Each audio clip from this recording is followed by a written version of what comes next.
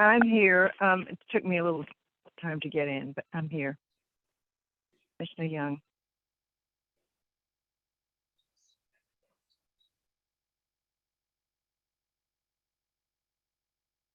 Commissioner Yuri's on the line. Commissioner Givens is present. Commissioner Amarche, present. Good evening, everyone. We haven't started yet.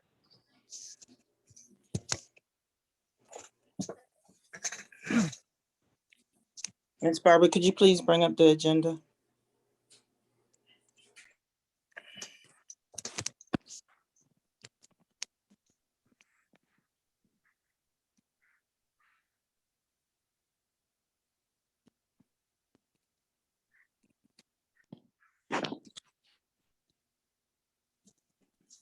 Thank you.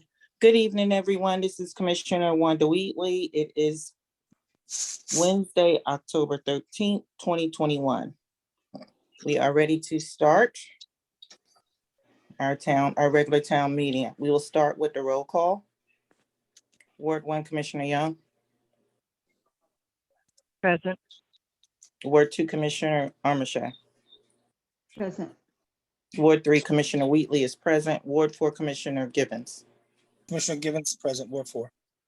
At large, Commissioner Yuri. Commissioner Yuri's present.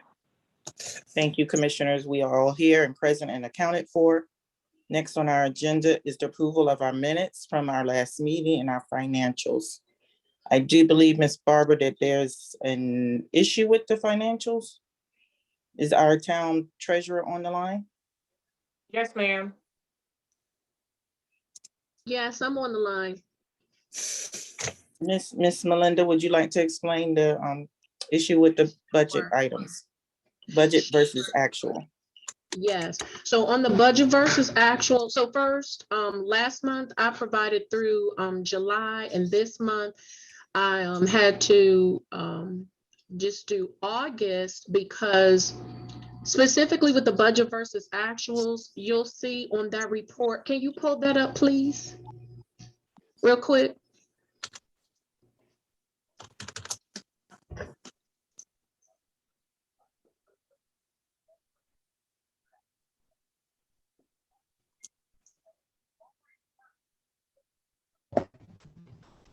So on the budget versus actuals, you'll see in the August budget, see where there's just a row of zeros there.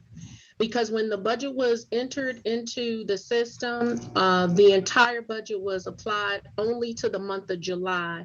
So you can see that, just look at the first line, 4005 real estate taxes. And I wanted to show you all this anyway, just so you can see, although we had revenue in August, I have to spread this budget across the whole year like the previous treasurer did last year, so that our percentages are accurate going forward month to month. So that's the only issue here with the budget versus actuals. And I want to ask, if you do not approve this until I spread this budget across during the next meeting, and that way I'll have July through October on this whole report, and all of the department heads, the police chief, everything, the director of public works and all the commissioners, you can see what your budget is and what you have left. So I just wanted to explain that. And I didn't realize that until I started working on the financials for the month of August. And I apologize. I thought we were approving August, but we're actually, you need September.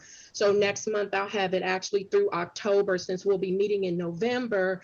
Then you can have the full spread of July, August, September, October, and the numbers will be accurate. So I just wanted to explain that.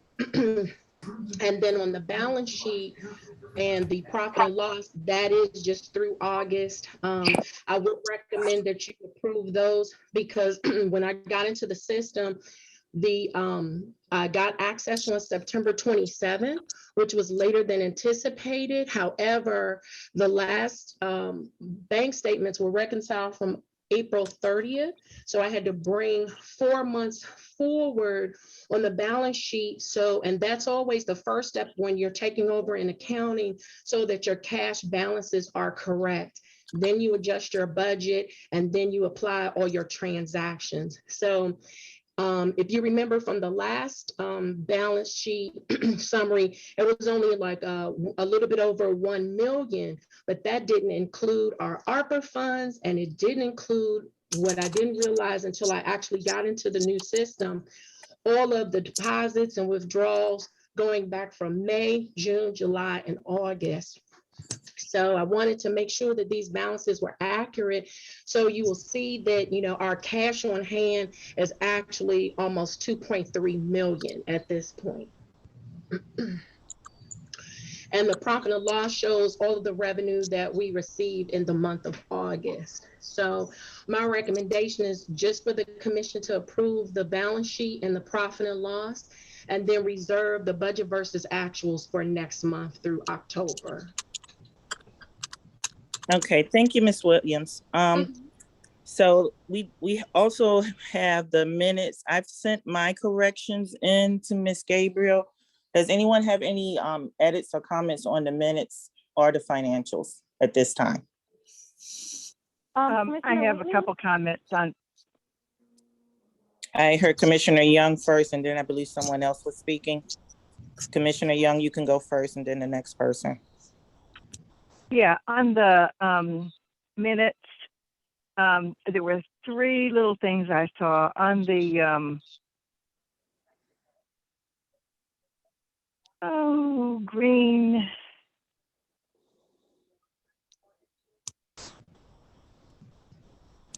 bus stops, Living Canopies green bus stops. I said that I was in agreement provided that the bus stop didn't block the sidewalk. So it wasn't just an open agreement. And then on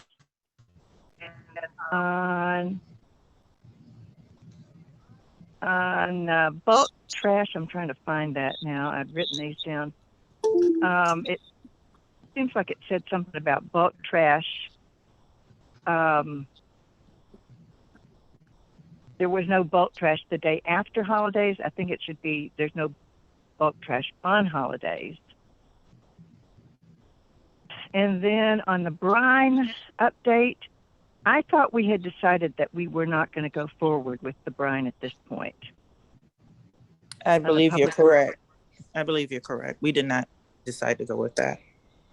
Right, and so that needs to be changed. And then the bulk trash, wherever that said that it was the day after the holiday, I think it should be the holiday itself is the days that we don't do bulk trash. And then the one about the green thing. I'm not sure if that's entirely correct, that it's just the day of a holiday. I think that there's certain weeks where if there's a holiday on a Monday, there's no bulk trash that week. That was my Well, understanding. right, but I mean, I think saying it's not done on the holiday, then that would mean that. But the way it reads, you'd have the bulk trash on the holiday, but not the next day. So that it just the way it read. I'm trying to find it and I can't find it. Okay, can I do a clarification? Are you speaking to me? Yes, Chief, go ahead. Okay, if a holiday is on a Monday, they would not pick up bulk trash on Wednesday. So wherever you have a holiday on a Monday, that same Wednesday coming up, there won't be no bulk trash pickup. So some kind of way you got to word it in that way. That there's no bulk trash. I found it. We will be under bulk trash discussion under police department updates. I was looking under public works.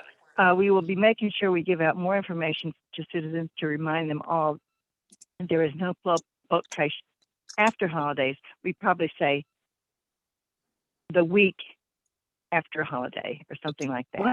Because the way it reads, it just seems unclear. Or the week of a holiday, or the week after a holiday. You see what I'm saying?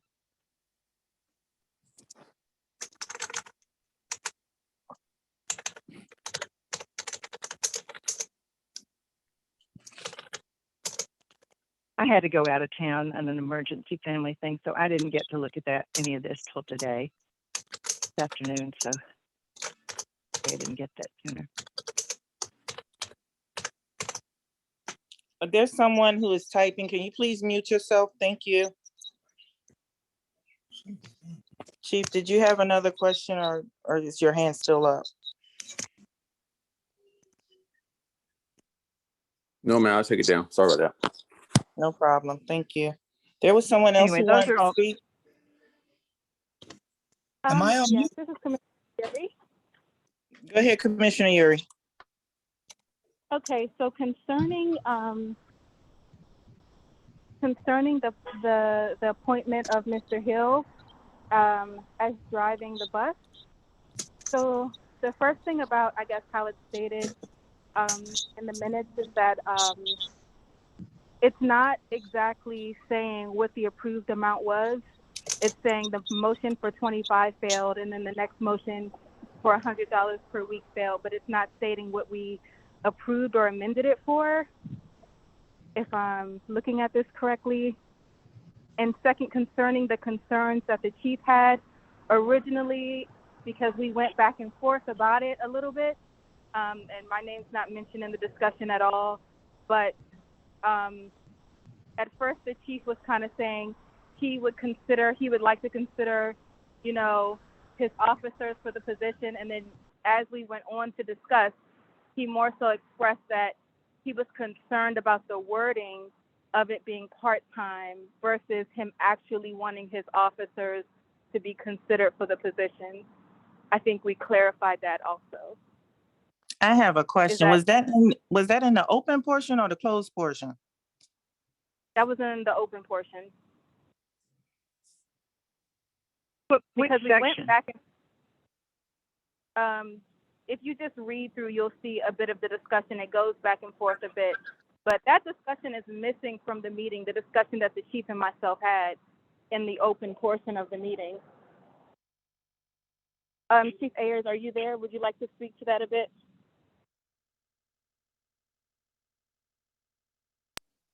Yes, ma'am. I remember our discussion. Like I said, it's the point where I'm not trying to say my officers can drive the van. I'm saying that, you know, I just want to make sure that we do it some kind of way, we word it correctly. Word it in a way where it's not to the point where we're paying an hourly rate at a certain amount. I just have a problem with the hourly rate. That's what I recall.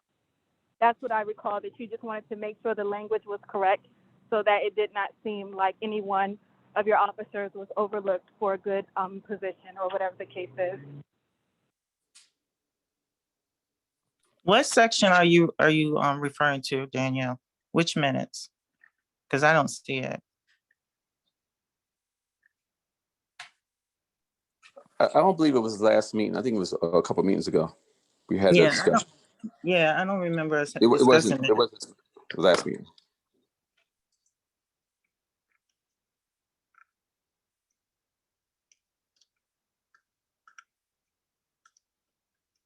Okay, Danielle? maybe I wasn't in approval of the other minutes, so if you can, I'd like to add that then, Ms. Barber. Yes, ma'am. We'll go back and look at those minutes. I believe those are the August minutes you're looking at.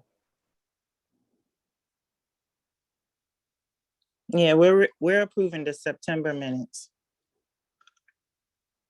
So it's kind of confusing because when you're in the minutes, in the September minutes, it also refers you back to the August minutes so you can see what we approved during the September meeting.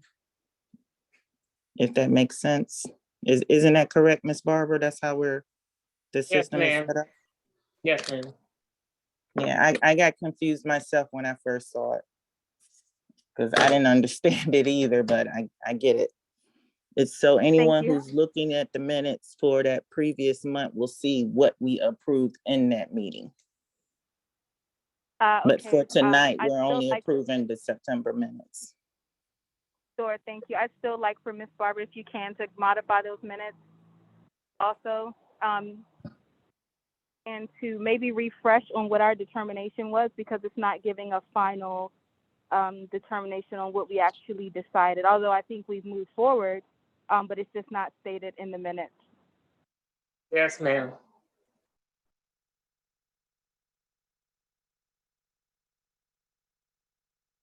Any other edits or corrections for the minutes from September? That would be the September regular meeting and the September work session.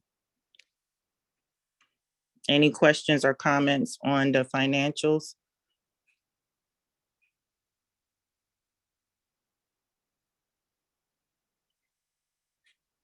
I did not follow everything. It was in sort of a specialized language, I guess. I'm not going to object to anything, but I didn't really catch all the details. Which part you didn't catch of all the details of the budget, of the financials? The discussion of that Ms. Hill Williams gave about why different things were going on. But, you know, I'll go along with the majority and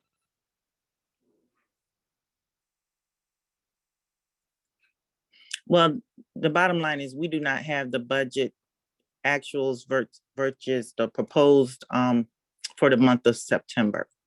We have it for Right. July and August. We just don't have it for September. So she's requesting that we approve the balance sheet and the profit and loss statement tonight and to and that's defer fine. and to defer for September to next month, which would be November. So we would be approving hopefully September and October and November for the actuals. Yes, yes, that's correct, Commissioner. So are there any objections to doing that? Any discussion?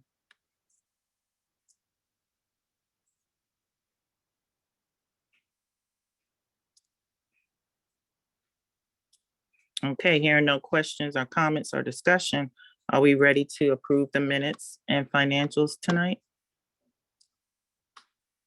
Fine with me. Yes, Okay, is there a motion to approve? Commissioner Givens, make a motion to approve the minutes and the financials. Is there a second? I second Commissioner Amarche. Thank you. All in favor, say aye. I Aye. just have one quick question for the meetings. At the bottom, I think I did have a report or I reiterated my report at the end, and it was about the planters being updated. And I sent Mr. Pickney a picture of that. I think that was my report, and I kind of spoke to it during, and I kind of reiterated it at the end. If that could be updated.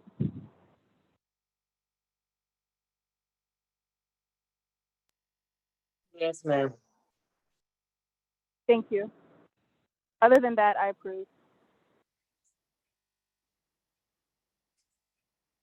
Okay, but is that a report or were you asking for a request? It doesn't sound like that was a report. That was an update to the minutes. I had, that was my ward at large report. I just wanted to reiterate that, that request during my report portion, and it's not noted. Any other updates before we take the vote? Hearing no further updates, all in favor say aye. Aye. Commissioner Givens, aye. Commissioner Givens, aye. Aye. Opposed? Aye. Abstentions?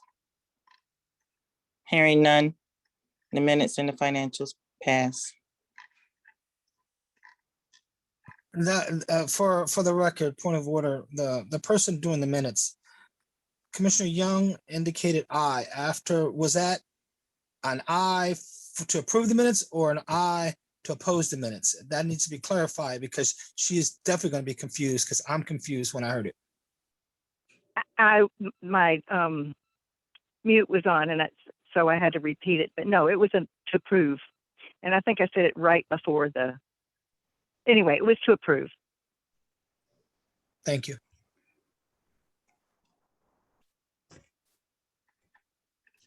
Next on our agenda tonight. Mr. Ms. Williams, did you want to give your treasurer's report, or have you given us enough information tonight? Oh, sure, I can. The treasurer's report is different. That's on, I was gonna wait until you got to the ARPA fund section. Because I do have Okay. some updates on that if you'd like. And I have a few low-hanging fruit ideas that the commission and the police chief can consider. So I was going to defer till you got to the ARPA fund section. Okay, that's fine. Okay. Let's see, where are we? Public comments. Let's move that around. Let's go to old business. So then now we can discuss the ARPA funds, Ms. Hill. Because that's first under old business. Okay, sure. Ms. Barber, can you pull up the treasurer's report?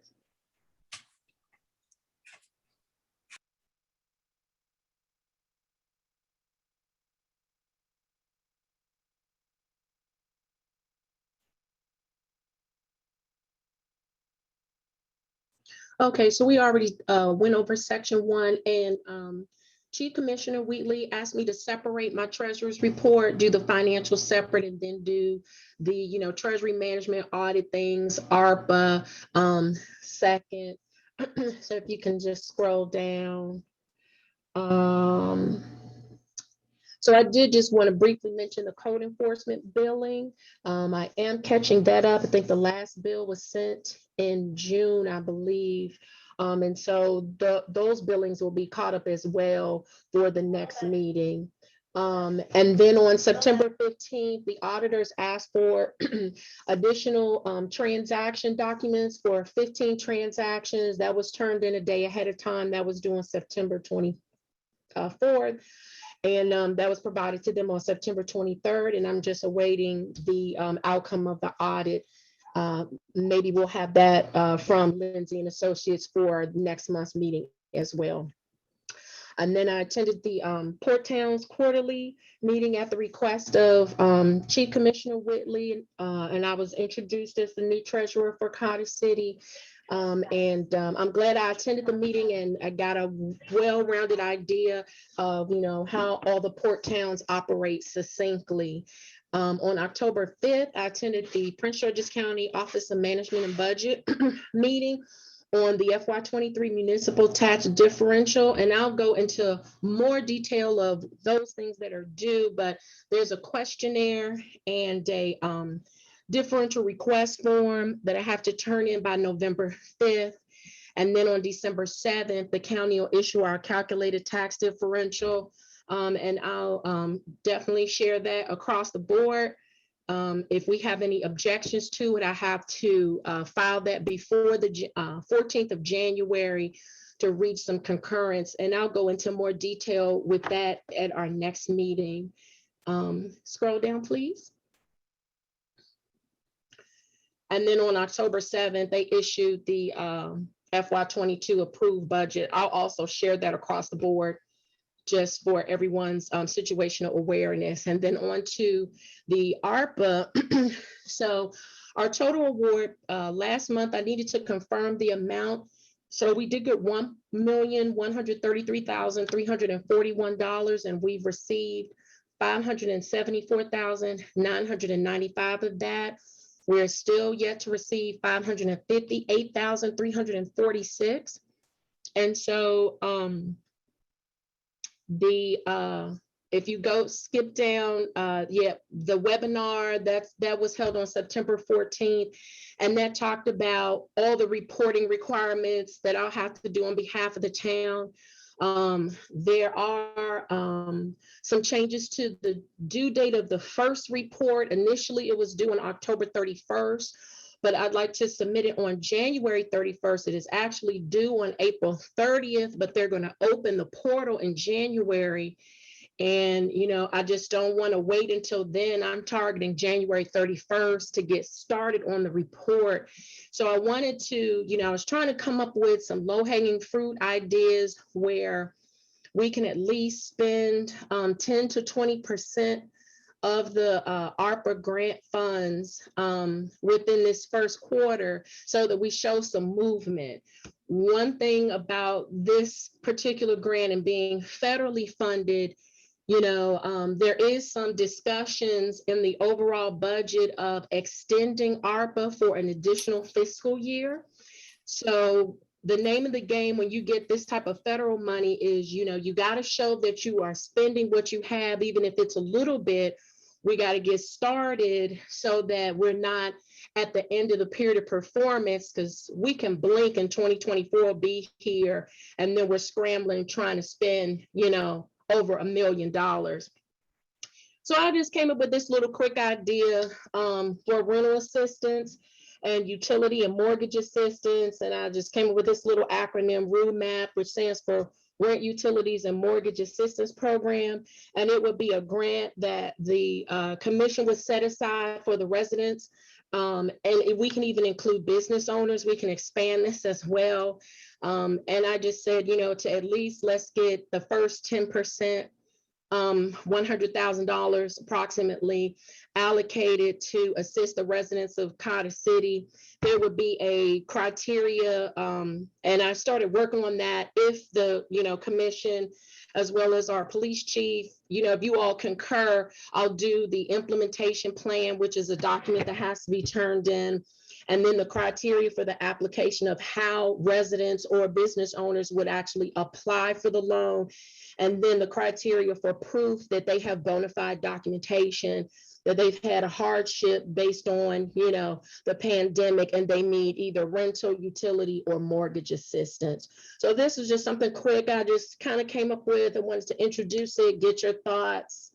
I have some other ideas too, but I didn't want to prolong the meeting because, just to be respectful of the other persons who have to provide their reports as well. All righty. Thank you, Ms. Hill. As you know, we have not made any decisions on how we plan to spend the money. We are still in the very early stages of planning how to spend and apply the money. Thank goodness that they have extended the deadline to April 30th, 2022. Which gives us more than enough time to engage the community, to do outreach, to get feedback. We do have a survey currently up on the website where our residents can provide their input in regards to how they would like to see the ARPA funds spent inside the town. So we're encouraging our residents to please fill out the survey. We also plan to do paper surveys. And Ms. Barbara, do you know when they'll be going out, the paper? When? Next week. Next week, okay. And we're also planning to do some meetings, hopefully in person, where we can have individuals actually maybe fill out the surveys or maybe do some workshops so we can get the community's buy-in and input and feedback in regards to how this money will be spent. And also per your request, you wanted me to look into that property.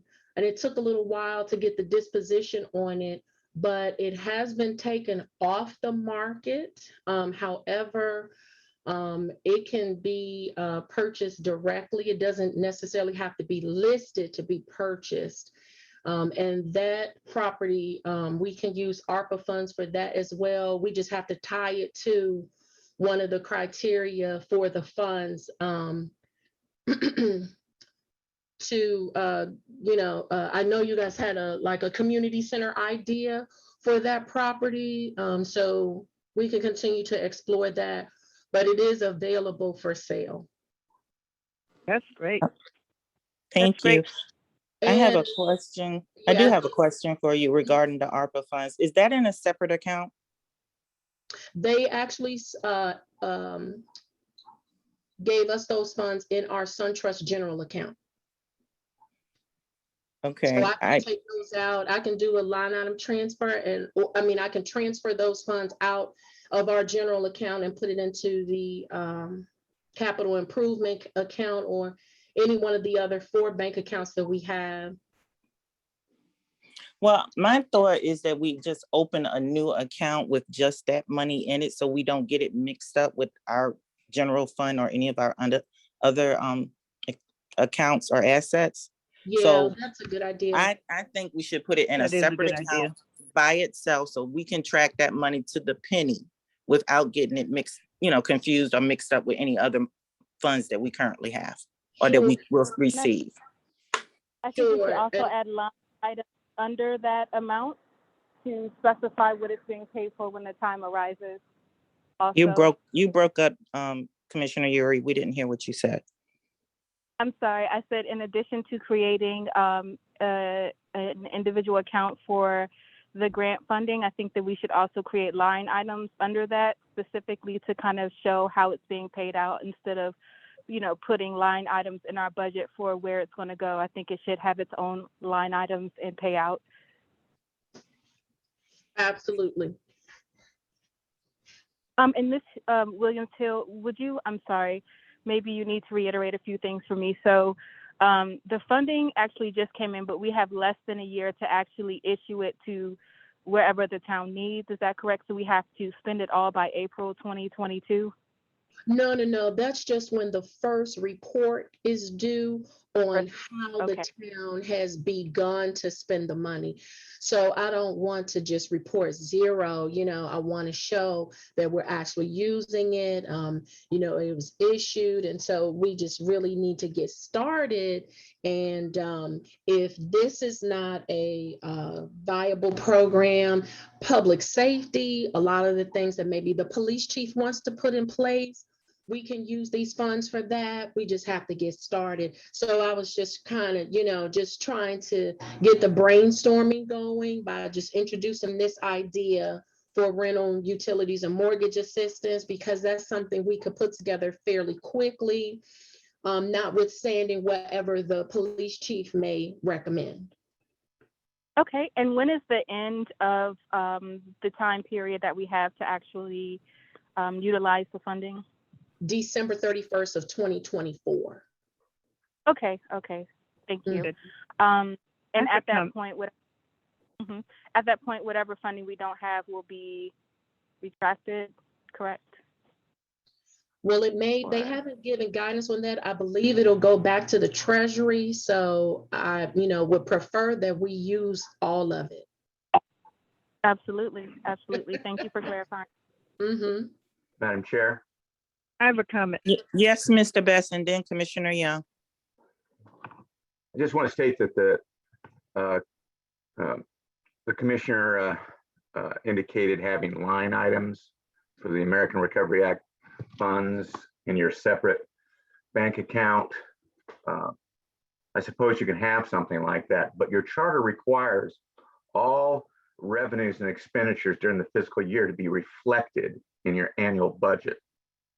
So that American Recovery Act money, how you determine to spend it, create line items, has to be reflected in the annual budget. I agree with both, Mr. Best, to organize it both ways. I think that would be a good idea. Mm-hmm. And I can do an amendment to the budget to show that as a separate account with its own line items, so that we don't commingle that money and, with the general account funds. Right, and then if you have American Recovery Act monies that you don't spend in FY 22 and you carry them over to FY 23, they're counted as a revenue into the next year. So the appropriation will lapse at the end of the year according to the charter. And then anything left over or surplus needs to be reflected in the next budget. And that goes for any monies you may keep in reserve, so to speak.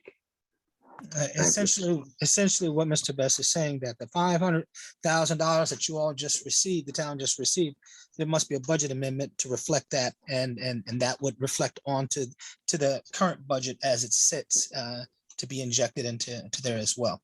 Mm-hmm. Sure. I have a question for you, Mr. Best. Did we need to do a resolution regarding the ARPA funds? Because I've been talking to other municipalities, especially one that you're currently the attorney for, and they said you had them do a resolution for the ARPA funds. Which town was that? North Brentwood. I think they did something a little more complicated. They created some sort of program that was similar to what Ms. Hill Williams alluded to. And they needed an ordinance to create the program. So it was a little different from them for them. But you probably are going to have to do some sort of a budget ordinance or a mandatory budget ordinance relating to these funds. So you can do that. Typically, when municipalities start programs or create offices or change the structure of their town government outside the charter, you typically do that by ordinance. But I think you're probably going to be safe and okay through a mandatory ordinance for your budget. Thank you. So you're saying we should do an ordinance versus a resolution?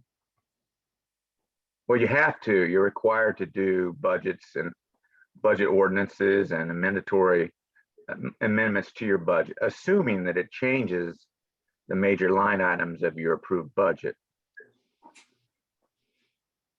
It would add income, and then each time we would spend it on something, we would need to do an additional one. Is that what you're saying?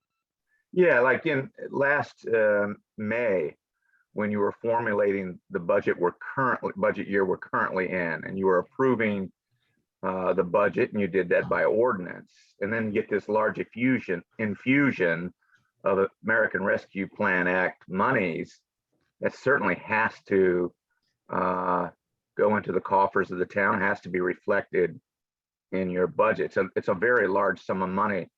There's no doubt in my mind it's not going to require an ordinance to amend that. But I'll defer to the treasurer.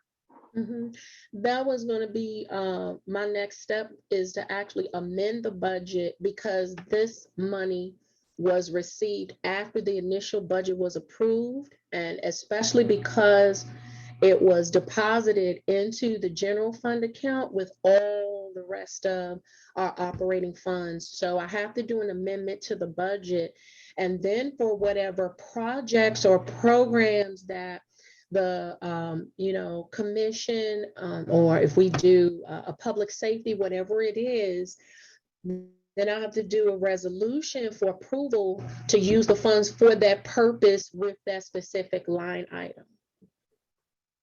And I have to attach that to my reports to the Treasury Department. Okay, but I'm with Ann on this. Do we have to do this every time we decide to spend some portion of the money? Because we may decide to do stormwater management. We may decide to do, like you said, a safety program. We may decide to do rental assistance, whatever we decide to do, because of course we have not decided anything yet. But do we have to do a resolution or an ordinance amendment or budget amendment every time we decide to? No, not a budget amendment. The budget amendment, they're only going to give us 2 deposits, and we've already received the first. So I only have to do 1 budget amendment for the 1.1+ million, and then to show that we received the 574,995 with the rest remaining.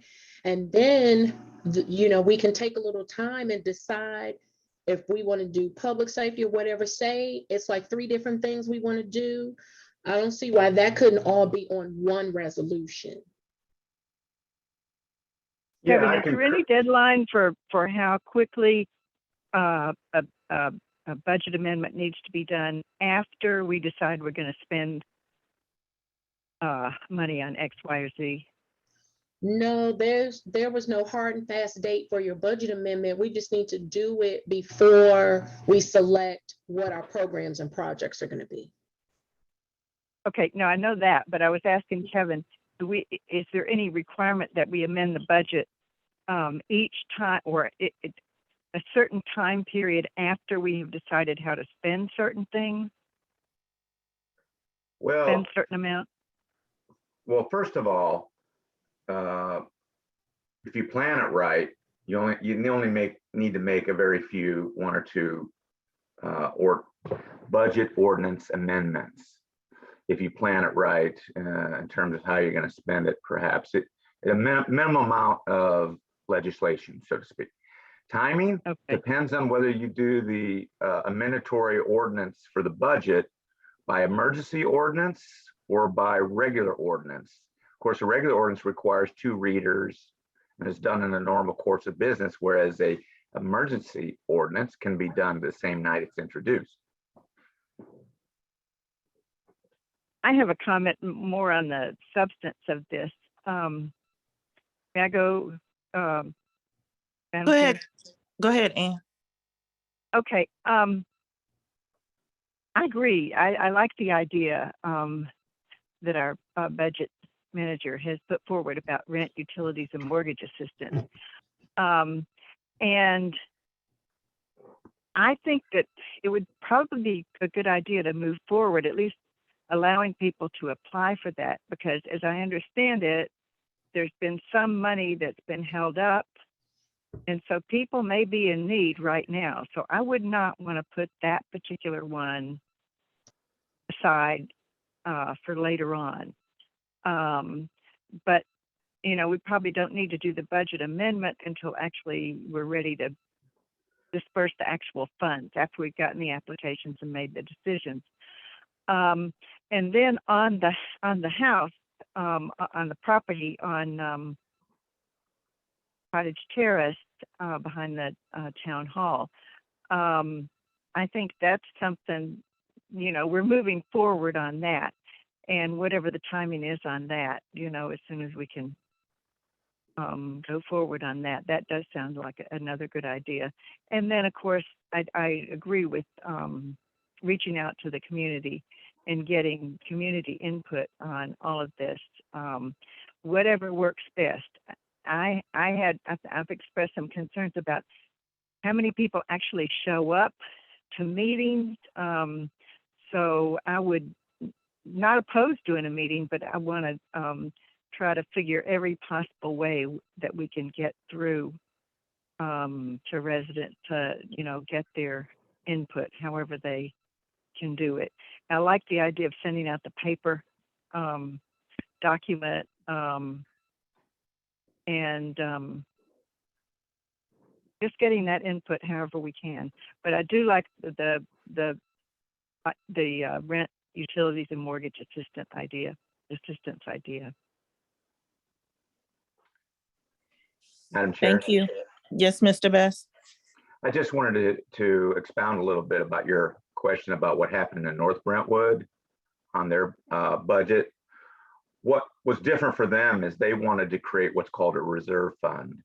And you're not allowed to keep a reserve fund as a municipality under your charter unless the charter was amended to allow a reserve fund. And so that's what they did. They amended their charter to create a reserve fund because they wanted a completely sequestered and separate account for the American Rescue Plan Act monies and other programs, other reserve funds. They wanted to have multiple reserve funds that hold monies over multiple years and never get accounted for in the budget. They're basically separate funds, whereas you all have one universal fund, a general fund.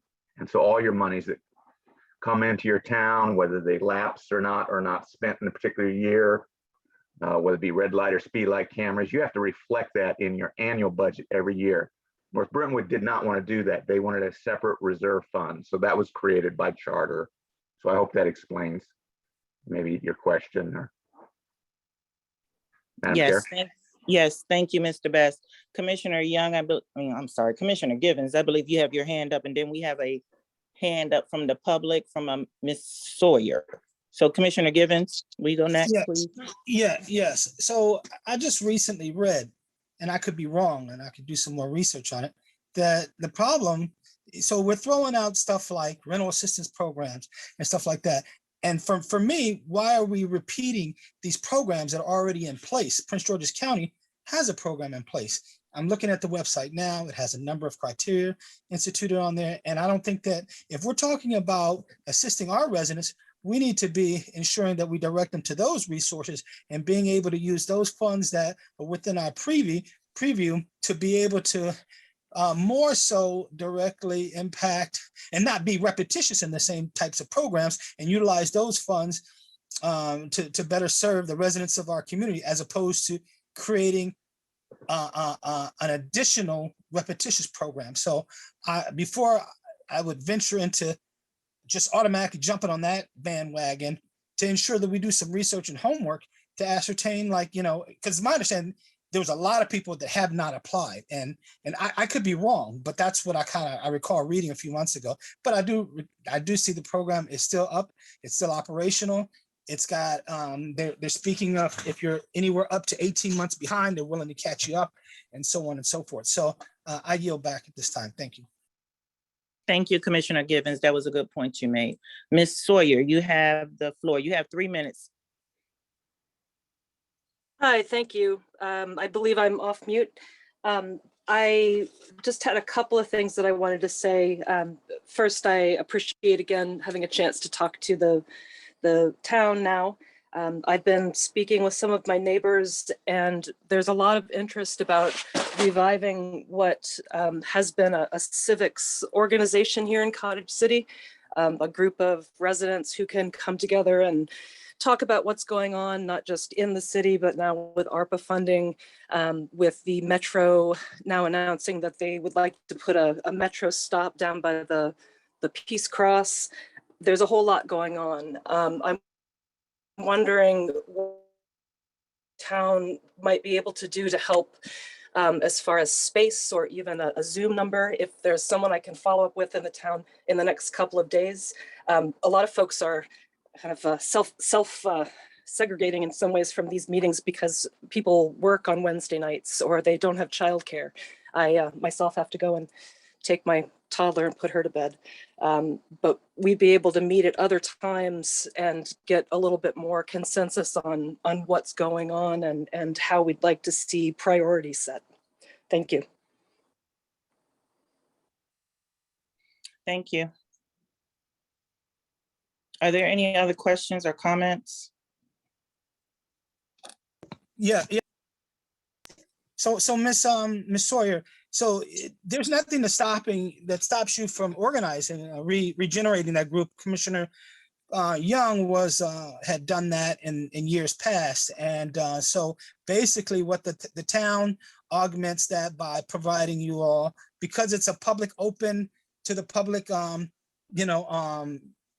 generalized meeting, that you can't deny anybody from coming, and that it's, we provide the space. So it's just a matter of organizing the times in which you all feel as if it's good for you guys to meet, and working out that with admin to ensure that time doesn't conflict with any other time that someone may be utilizing the facility. And so, of course, and during this time, we would still want to be COVID safe and so on and so forth.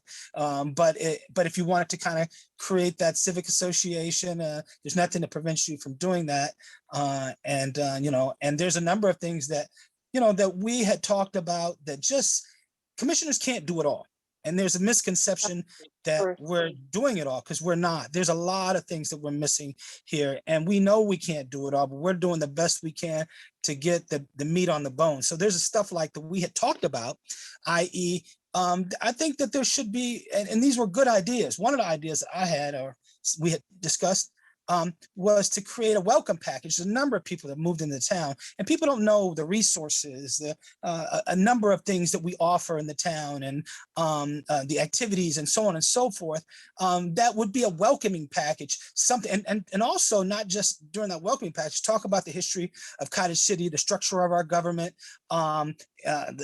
good addresses and phone numbers and so on and so forth. So that is so beneficial and a wealth of information that somebody's got to do the work. We can come up with the ideas, but like somebody's got to sit down and do the work. But unfortunately, we don't have the staffing to, to really put that together along with everything else that we're doing. We're trying, but those are the types of things that we would love.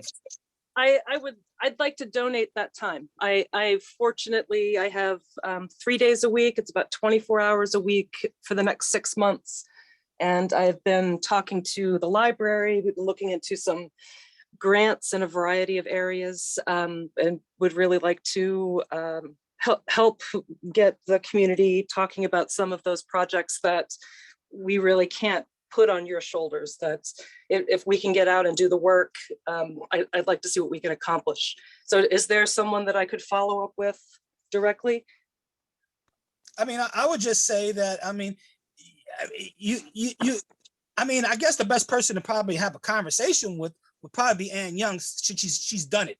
She's the one who organized it. So as far as the organization of it, yeah, I would probably say that would probably be an easy person to tap into that information. But as far as scheduling, scheduling time, of course, the commission, I guess once you format it, the commission would just say, okay, we allow the use to be utilized by the civic organization for open to the public, and then you guys can get started, and do what you do.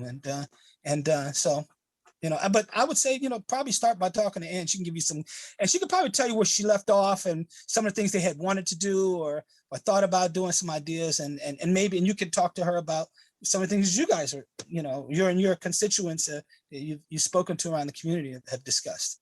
So I think you have some good points, and I appreciate the help. We all appreciate the help. Trust me when I tell you, we all appreciate the help. Thank you. I yield back. Yeah, it sounds like a good idea. If I could just, I'm pretty busy this week, but if I could just say a couple things. What we did was we met once a month, and we were given I think we were given the first Monday of every month, or maybe it was the second Monday. And so you would need to speak with our town manager about the timing of that. Now, of course, when we had our group, that was pre-COVID. I don't know what the situation is with respect to having in-person meetings at this point. And you ask about Zoom, getting help with Zoom. I don't know. That would have to be, you probably need to speak with the town manager about that. I can't really help you with that. What we did was we would literally walk around and pass out paper flyers to everyone. And then the weekend before the meeting, we would put out signs, like about 6 or 7 signs in various parts of the town, notifying everyone that there's going to be a Cottage City Advisory Group meeting on the following Monday. In terms of the types of issues, I mean, they were just really the types of issues that we were facing at that time. And I think that sort of depends on what's going on at the present time. The major one you're probably going to need to deal with as a practical issue is whether to do it in person or by Zoom. And if you do it by Zoom, probably you can just learn how to use Zoom yourself and do those yourself. I have no idea. Well, the library is happy to offer both computers and resources for all of that. That's right. They're very happy to do programming, even so that we can have families who have kids and don't have a way to participate without care.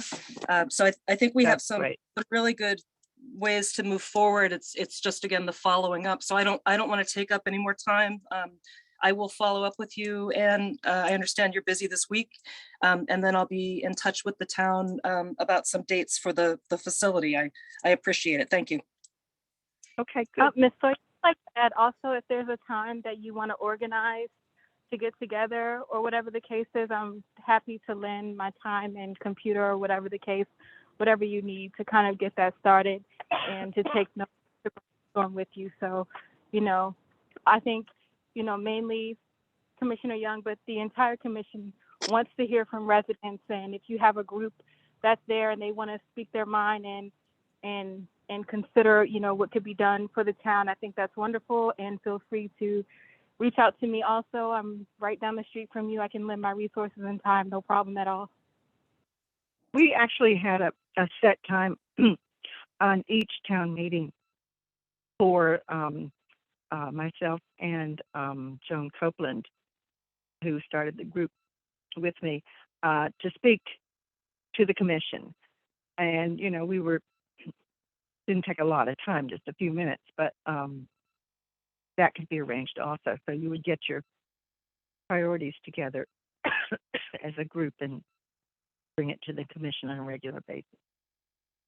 But yeah, that's probably enough time on it for now.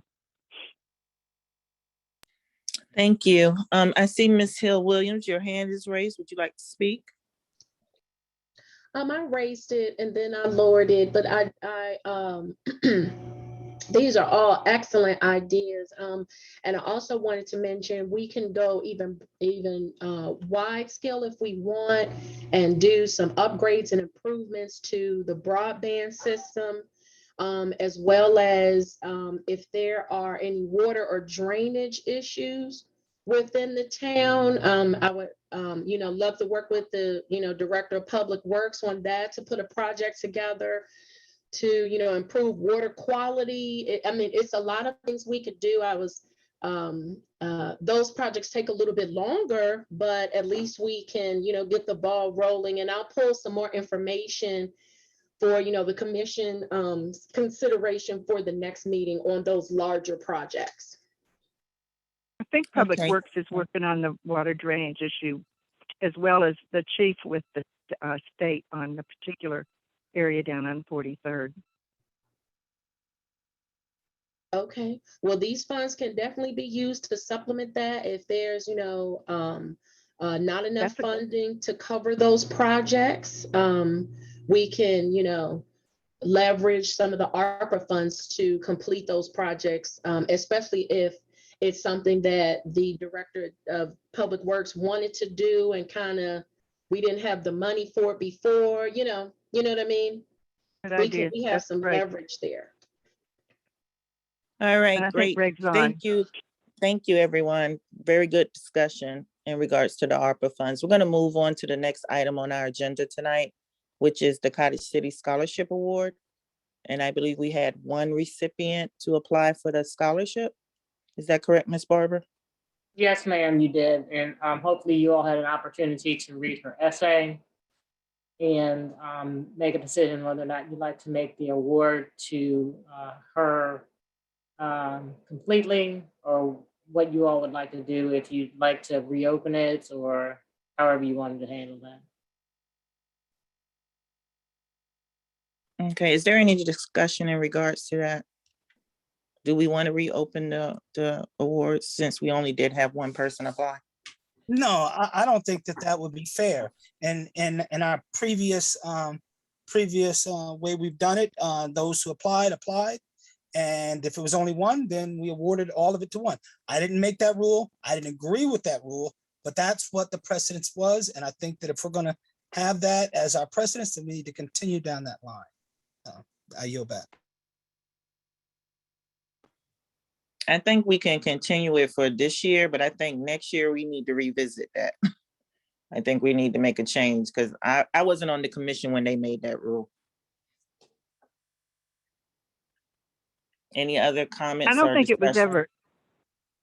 I don't think it was ever a rule. I think it was just that's what we did when we only got one.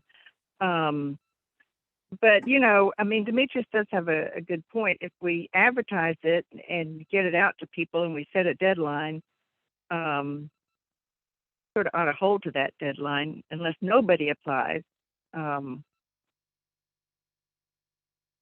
I don't think it was ever actually a formal rule. It was just a practice. Okay, so how much is the amount for the award scholarship, Ms. Barber? I forget the amount. I believe it's $2,500. And that goes directly to the school, correct? Yes, it goes directly to the school. Okay, if there's no discussion, we could go ahead and take the vote. Come to a consensus, whatever you guys want to do. Commissioner Givens, I make a motion that we award scholarship in the amount of $2,500 to the single recipient of the Cottage City Scholarship Award by the name of, I can't remember her name. I know. Nadaline Umenzor. Thank you. I so moved. Okay, before we take the second on the motion that's on the floor.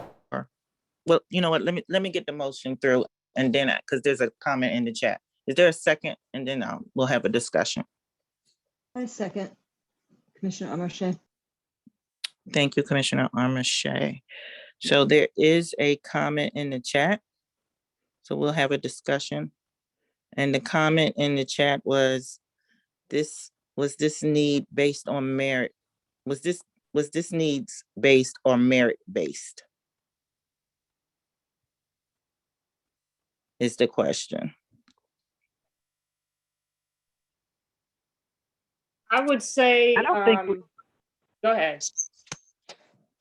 I was just going to say, I don't recall that we ever set any particular criteria.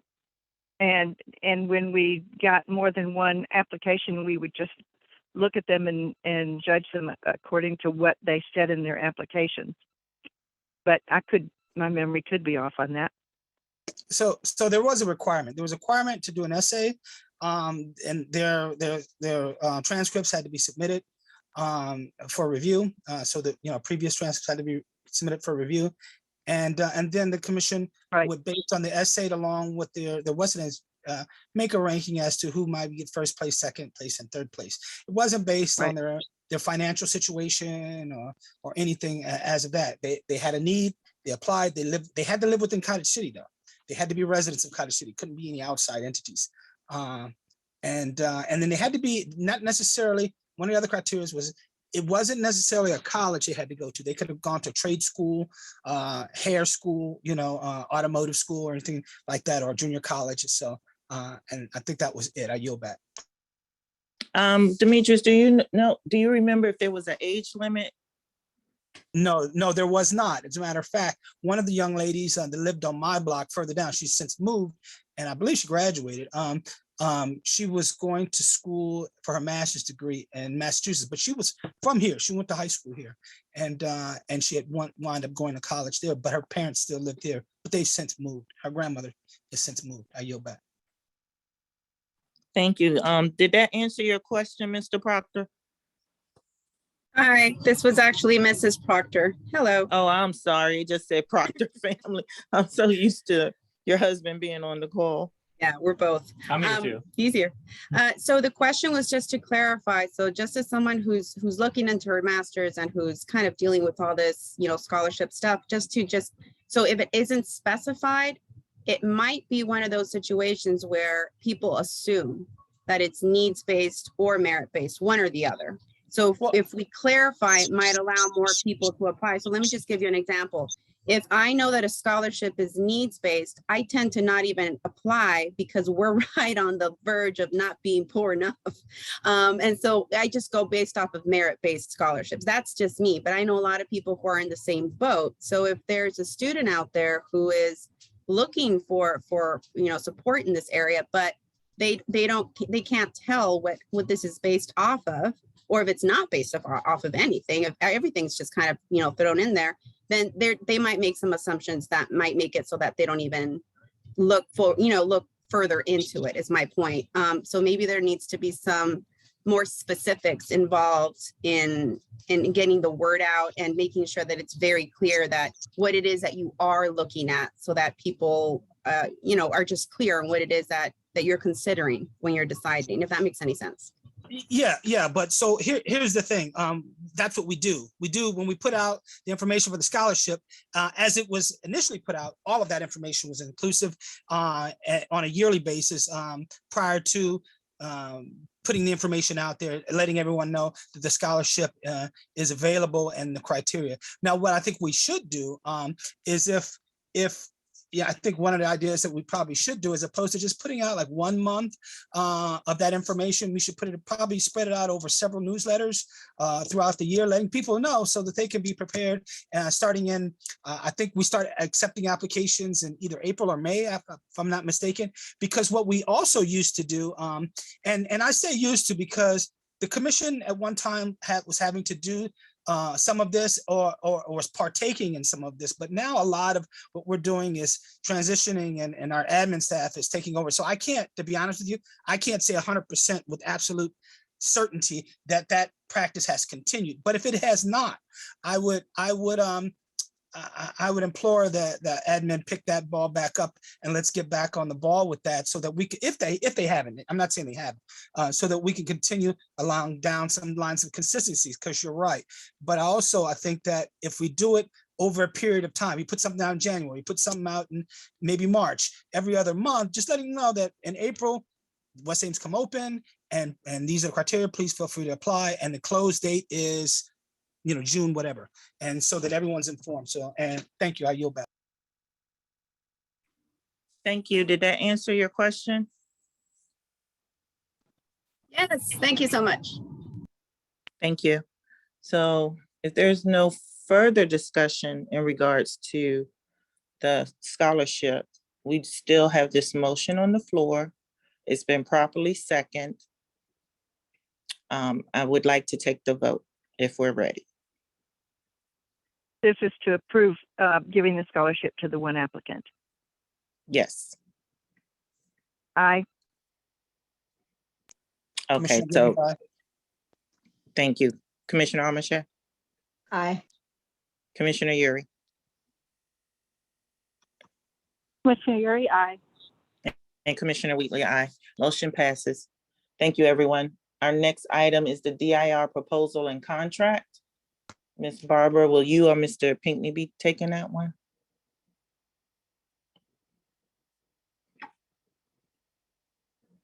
Ms. Barber?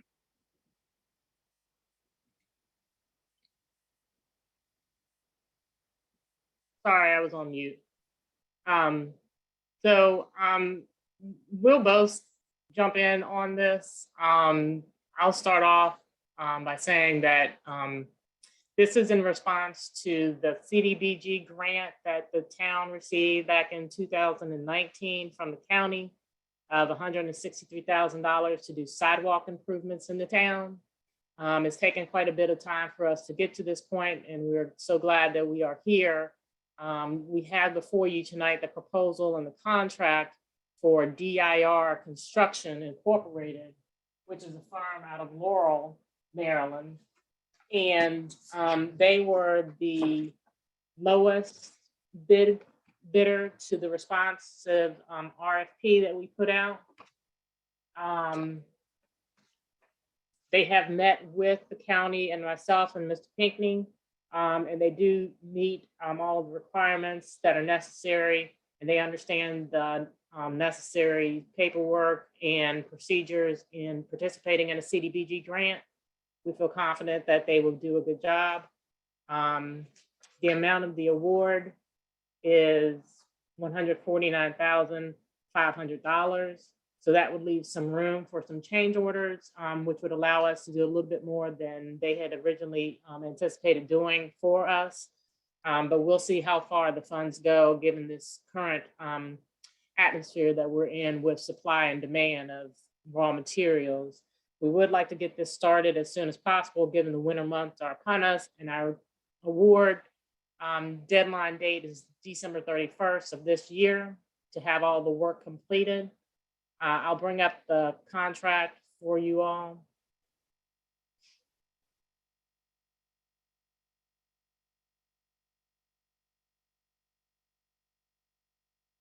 Just give me a minute. Mr. Beth has reviewed the contract,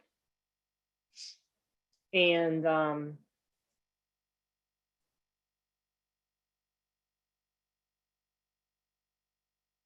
if you all have any questions, me or Mr. Pinckney are more than happy to answer those questions.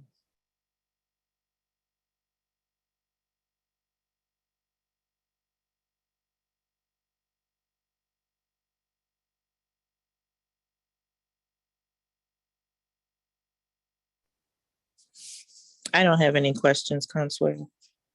Does anyone have any questions? I have one question. Okay, go ahead, Mr. Hill. Did the contractor provide a project schedule of how they were going to spend the $149,500? And are we allowing them to receive progress payments If they're a small business, I assume they're a small business. They are a minority business and small business. And they haven't given us the schedule yet because they haven't been awarded the documents, the contract. Once we get the award done, then we'll move into the stage of getting a schedule from them. Okay. May I interject for one moment? This is Commissioner Amarche. Go ahead, Commissioner. I do see that it says in section 3 that the project shall be commenced in accordance with the town's notice to proceed and shall be completed within 60 calendar days. Yes, but we have not given them a And- notice to proceed yet. Got you. Mhm. Okay. I did Thank that, yes, that portion was cut off. I didn't see that. Thank you so much, Commissioner Armitage. You're welcome. Thank you. Ms. Barber, there's a question in the chat regarding the sidewalk project. The question is whether or not it will include any new sidewalks, and right now the answer is no. This is to repair existing sidewalk, is what the bid was put in for. But as I said, there could be the opportunity for a change order, depending on how the project scopes out. So once we get the project awarded and we talk with the firm, then if there's an opportunity for new sidewalk and we feel that it's appropriate and it gets approved by the county, then we could change the scope of the project. But right now we're locked into the scope of the project that we submitted to the county. Thank you, Ms. Barber. Are there any other questions, comments, discussion? This is Commissioner Yuri. I have a question. Go ahead, Commissioner. So, I guess within this contract, how does it, can you just kind of give me a framework of how it proceeds? Like, who goes around and assesses what needs to be done? Is that us or is that the organization that we're contracting to? Yeah, so Mr. Pinckney might want to answer this, but my understanding is that he and the firm went around prior to the issuance of the RFP and identified which sidewalks were in what condition and what needs to happen to them to bring them up to spec. That has already been determined, and he will work with the contractor in making sure that the sidewalks are replaced. Greg, do you want to add anything? Yeah, I can add. We did, well, we already walked around and we knew that there were sidewalks that need to be replaced, but we did have a firm that came out. He actually did Cottage City. I think he did Comar Manor, Brentwood. We met them at well, they were at the MML, and then we also had a meeting down in Brentwood, and they provided a service where they came out and they inspected all the sidewalks in the town for free, gave us a rundown of which sidewalks were hazardous, which sidewalks needed to be replaced, what sidewalks needed to just be shaved, which sidewalks were fine. And they gave us a whole outline on that. And we were able to use those sidewalks to be able to come up with a plan for our grant. Okay, Mr. Pinckney, off the top of your mind, do you recall any area of Cottage City that needed it a little bit more than others? Or is it kind of something, It's is kind it of something we can, it's kind of everywhere? all over the place because there are sidewalks in pretty much each ward that have exceeded to the place of emergency or hazardous. Some of them are just separated very high. So I can't really pinpoint like one ward or one area that's the worst because there's so many different patches that are probably measured the same. Okay. I only asked because I had a couple of residents that complained about like the sidewalk in front of their house and how the trees are raising it up and they always kind of trip over it. So is there any way maybe I can follow up with you or you can maybe whenever you work it out with the company, you can kind of just give a summary of the areas specifically that need to be done, or I can kind of refer you to some of those places to make sure that it's in your workup. I would say just email me those addresses so that I can make sure Okay. that they are a part of what we looked at. And if they're not, we can definitely share those with the contractor, and because we'll be doing a walkthrough when he is he's approved. We'll be doing a walkthrough together to look at it, because there may be some areas where we only counted 2 or 3 blocks, but he sees that you have to do 4 blocks or 5 blocks. So you can give me those, and then we can try to see what we can do with those if they're not already on our list. Absolutely. Thank you.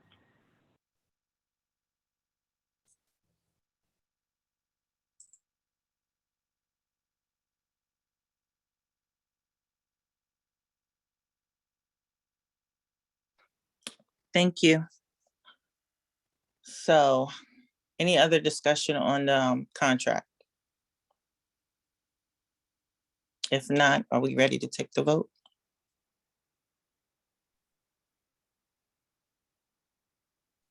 I move we approve the vote, that we approve the contract.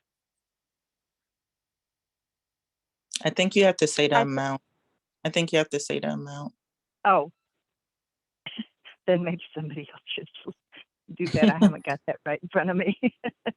Miss Barbara, can you bring that up, please?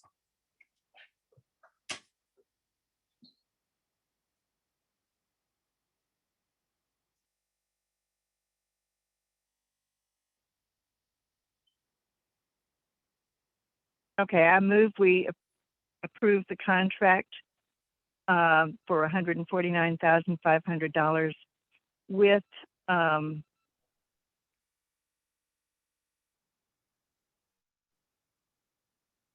CIR Construction, Inc. Anything else? No, I think that'll cover it. Is there a second? I second. I second. Commissioner Fury? I believe Commissioner Amashay beat you to it. All in favor, say aye. Commissioner Gibbons, aye. Aye. Aye. Aye. Commissioner Wheatley, aye. Motion passes.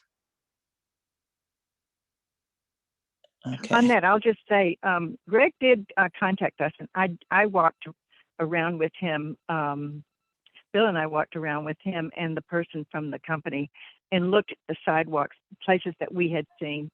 So I think they probably did a pretty thorough job elsewhere as well. Thank you, Commissioner Young. Commissioner I Lee, also, yes, Mr. Pinckney. I just want to make mention that Commissioner Shannon is on the line from the Housing Authority. If you guys had anything for her, just in case she got to slip off, she is online. Okay, welcome, Commissioner Shannon. Good evening, everyone. Good evening. Did you want to address the commission? No, if you guys had any questions, I had to get off the last time. My daughter had a crisis, but if anyone had any questions for me. Now, you're a commissioner for the Housing Authority, or are you on the board? I'm on the Board What's of your- Commissioners.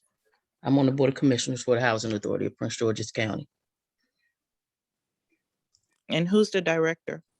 The director is Nathan Sims. He's been with us for probably 9 months now. We did a whole lot of I'm getting ready to say cleaning up, not cleaning up, but we had a whole lot of changes within the Housing Authority with managers, and we lost our property manager, Alvin Coley, and bringing a lot of newer hires in. Right. I'm sorry for your loss. I don't believe I have any questions at this time. Do anyone else have questions for Mrs. Shannon?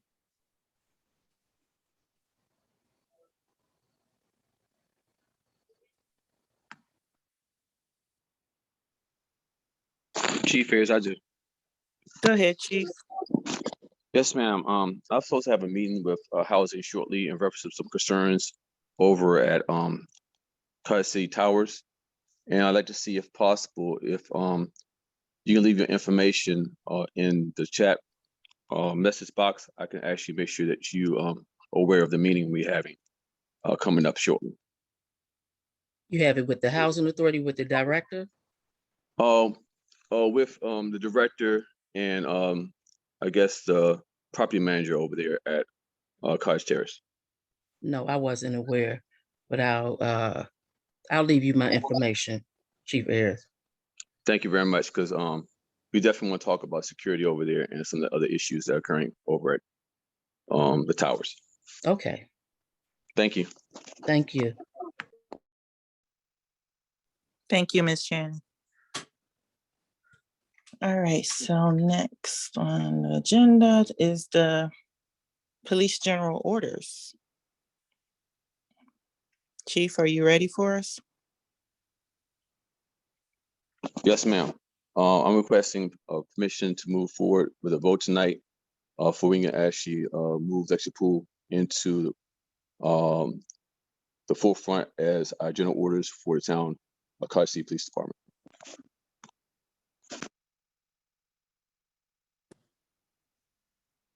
So this is the I have- document that is over like 600 pages long. Yes, ma'am. Ms. Barbara, can you bring that up for us, please? And I have some comments that I wanted to make. You go ahead, Commissioner Young. Go ahead and make your comments while she brings it up. Okay. Well, coming from the state where private prisons were started and being aware of some of the problems with private prisons in terms of they cared more about making money than taking good care of prisoners and so forth. And reading up a little bit on Lexipol, which is the company that wrote these general orders.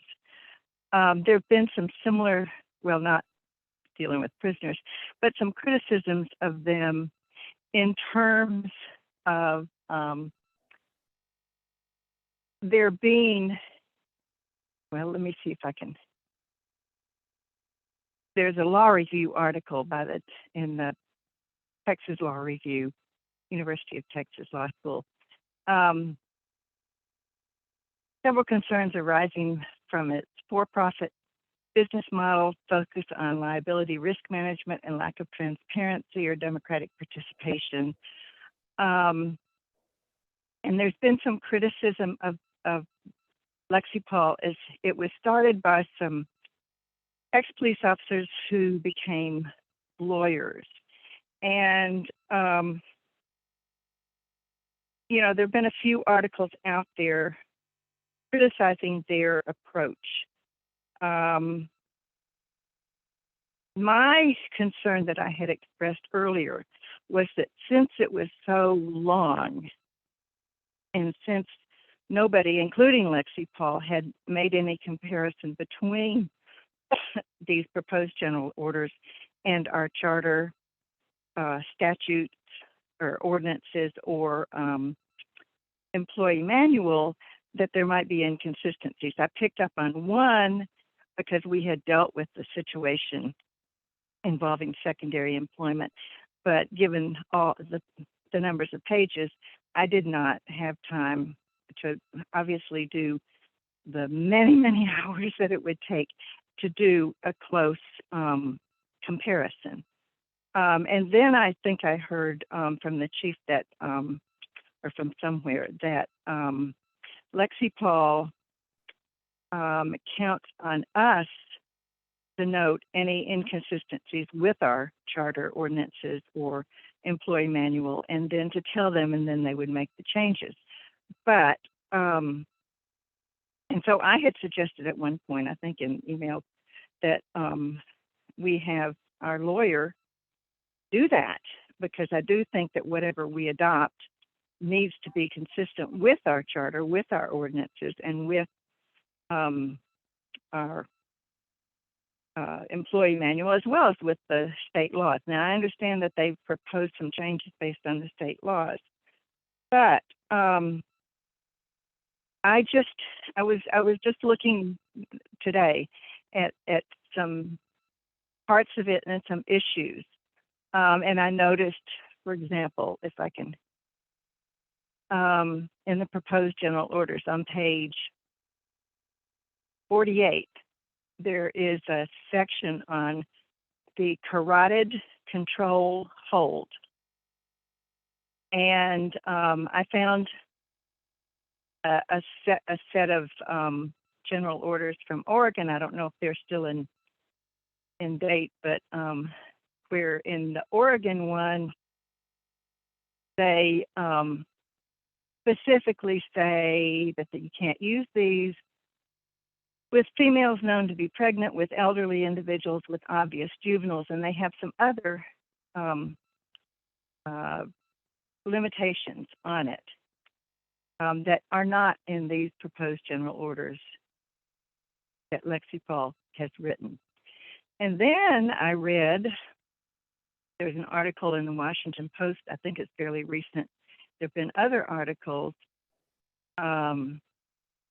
criticizing that this whole carotid artery carotid control hold, because that was actually the hold that the officer who killed George Floyd was using.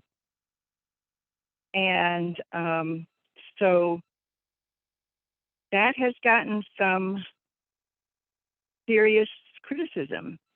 Also, I noticed that there is a section 300.3.5 about alternative tactics, de-escalation, but that's just sort of tucked in there.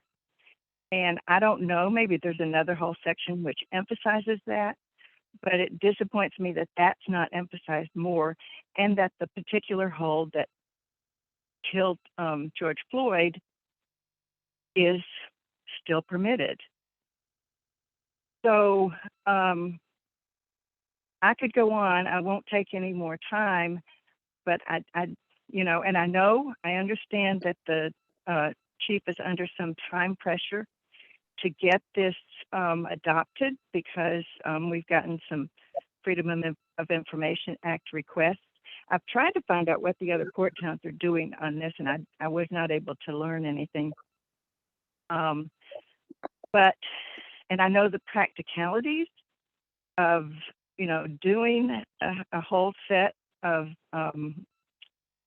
general orders is very extensive and time consuming. I would still like to have our lawyer look at them and see how they compare to our charter ordinances and employee manual, as well as the new state laws. I know there's been some controversy over those new state laws among the police in the state. But everything I've read about this group that has written these, and then what I read about the carotid control hold still being there without some of the limitations that at least one other state has taken, I just have real reservations about this. And I felt it was important to bring those out.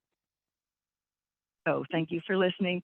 I think I sent some of you some articles that went into that. But the more recent articles I just found today, just putting something in Google about, I think it was maybe the carotid control hold. But anyway, you can find articles about that particular one. And that surprised me when I found that was in these general orders. So anyway, those are my thoughts. So you'll understand why I'm not real positive on these. Thank you, Thank you. Commissioner Young. Are there any other comments or questions for the chief regarding the general orders? I'd like the response, please, because her statement is inaccurate. Go ahead, chief. Okay, first of all, that carotid order, that carotid part right here by carotid artery, that was just put in just recently. It was a control hold that was taken out, and by state law, we had put it down as deadly force. Because of liability purposes, they don't want us to take it out completely out of any general orders across the state of Maryland due to the fact that if an officer gets in a life and death situation, we want that officer to be able to survive that altercation. And if he or she has to use that hold, it's considered deadly force. It was changed, it's correct, it's updated. We are in compliance with the state of Maryland as also the federal government. So like I said, it's the point where you're getting information that is incorrect about that. And like I said, if you go around to any other police stations in the state of Maryland, they have the same clause in about the carotid artery. This was changed to deadly force, not a control hold no more. That's why it's called deadly force. It's a last resort that officer can go to save his life or save somebody else's life. They don't want to take it out because it might be a situation where they might have to use something like that to save their lives or somebody else's, and they don't want to be sued by having a policy that said you cannot do it at all. They've been researched across the whole United States. A lot of agencies are keeping it in because of that. We don't want the officers to get into a hand fight or a situation where deadly force has to be used, and that might be an option that you have to use. And later on, it's not in their general orders because it's banded. That's why it's in there, but it's considered deadly force instead of a control hold. So it has been updated and it has been fact-found by the federal government, and it's fine. In reference to the general orders, when it comes to policies and the personnel manual, there's only one section in that whole general orders that deal with our personnel manual, and that's section 100, 1000. That if you want changes, you want to go through that, we can change anything you want to change in that. In reference to the take-home car program, we changed that whole section word for word for what you had from the old general orders into the new general orders. That's already been corrected. It has been changed word for word, exactly what we had in the old general orders. So the policies that we have in our personnel manual are in conjunction or are going hand in hand with our personnel manual and the general orders. I'm finished. Thank you, Chief. I will say this, I did speak to someone from another municipality. It actually was Chevrolet in regards to what their police department is doing in regards to their general orders. And I was told that they are also using Lexipol. So I think other municipalities close to us are using it. Are there any other questions or comments? Commissioner Givens, you have your hand up? Yes. So, typically, having a law enforcement background, I can say this with all confidence. Chief Ayers is one of the most stand-up guys as far as police chiefs that I have been come in contact with, especially in the town of Cottage City. I trust him. I trust his judgment. We can differ on policies and different things, but when we come to this community policing and people's safety and caring about the residents, me and him see eye to eye. And I believe that he sees it from a perspective much like us as residents. I come from a police culture to understand that there is that blue wall and this and that, but Chief don't see it like that. He sees like, yo, we got to be fair to everybody. And I so with that said, I'm confident that he went through these general orders. So I don't need to read 600 pages. I've had to do that in years past, and it's a lot to do. Somebody has to do it. But that responsibility to ensure that we are looked out for is incumbent upon our management systems that we have in place. That'd be i.e. Ms. Barber, Greg Pinkney, the chief, and whatever departments that they oversee. And so we have to believe and trust in something. Now, it doesn't stop us from going through these policies and to ensure, to do checks and balances. Those things are always great. And if I didn't feel as confident, I might have some reservations. But you know what? If I'm not going to sit up here and read 600 pages. I'm not even going to pretend like I am. But I'm confident Chief's probably sat there and done it, not because, and more so because he felt like he needed to do it to protect the town and to protect the residents. So, I mean, I could be wrong, but I trust and believe that he's doing what's in the best interest of our town. And if anyone finds any discrepancy, there is times if later on down the line we see something that we don't like, well, let's go back and address it. And I'm sure the chief would be more than happy to go back. If he missed something, he'd be more than happy to kind of go back over it and we can make some adjustments as needed. But right now he needs to put things in place so that we can get certain things done to be in compliance with the federal and the state laws as moving forward. So I yield back. Thank you. Thank you, Can I Commissioner just make a Givens. couple more short comments? Wait, Yes. please wait, please wait. I just want to say one thing and then we can have further discussion. I do agree with Commissioner Givens. I personally don't feel that Mr. Best needs to review this document of 600 pages. I think it's unnecessary. I believe that when we discussed this before, Mr. Best, and you can correct me if I'm wrong, you said that you didn't feel that it was really necessary for you to review it since Lexipool have their own attorneys reviewing these general orders. But you did offer to review it if it was our wish.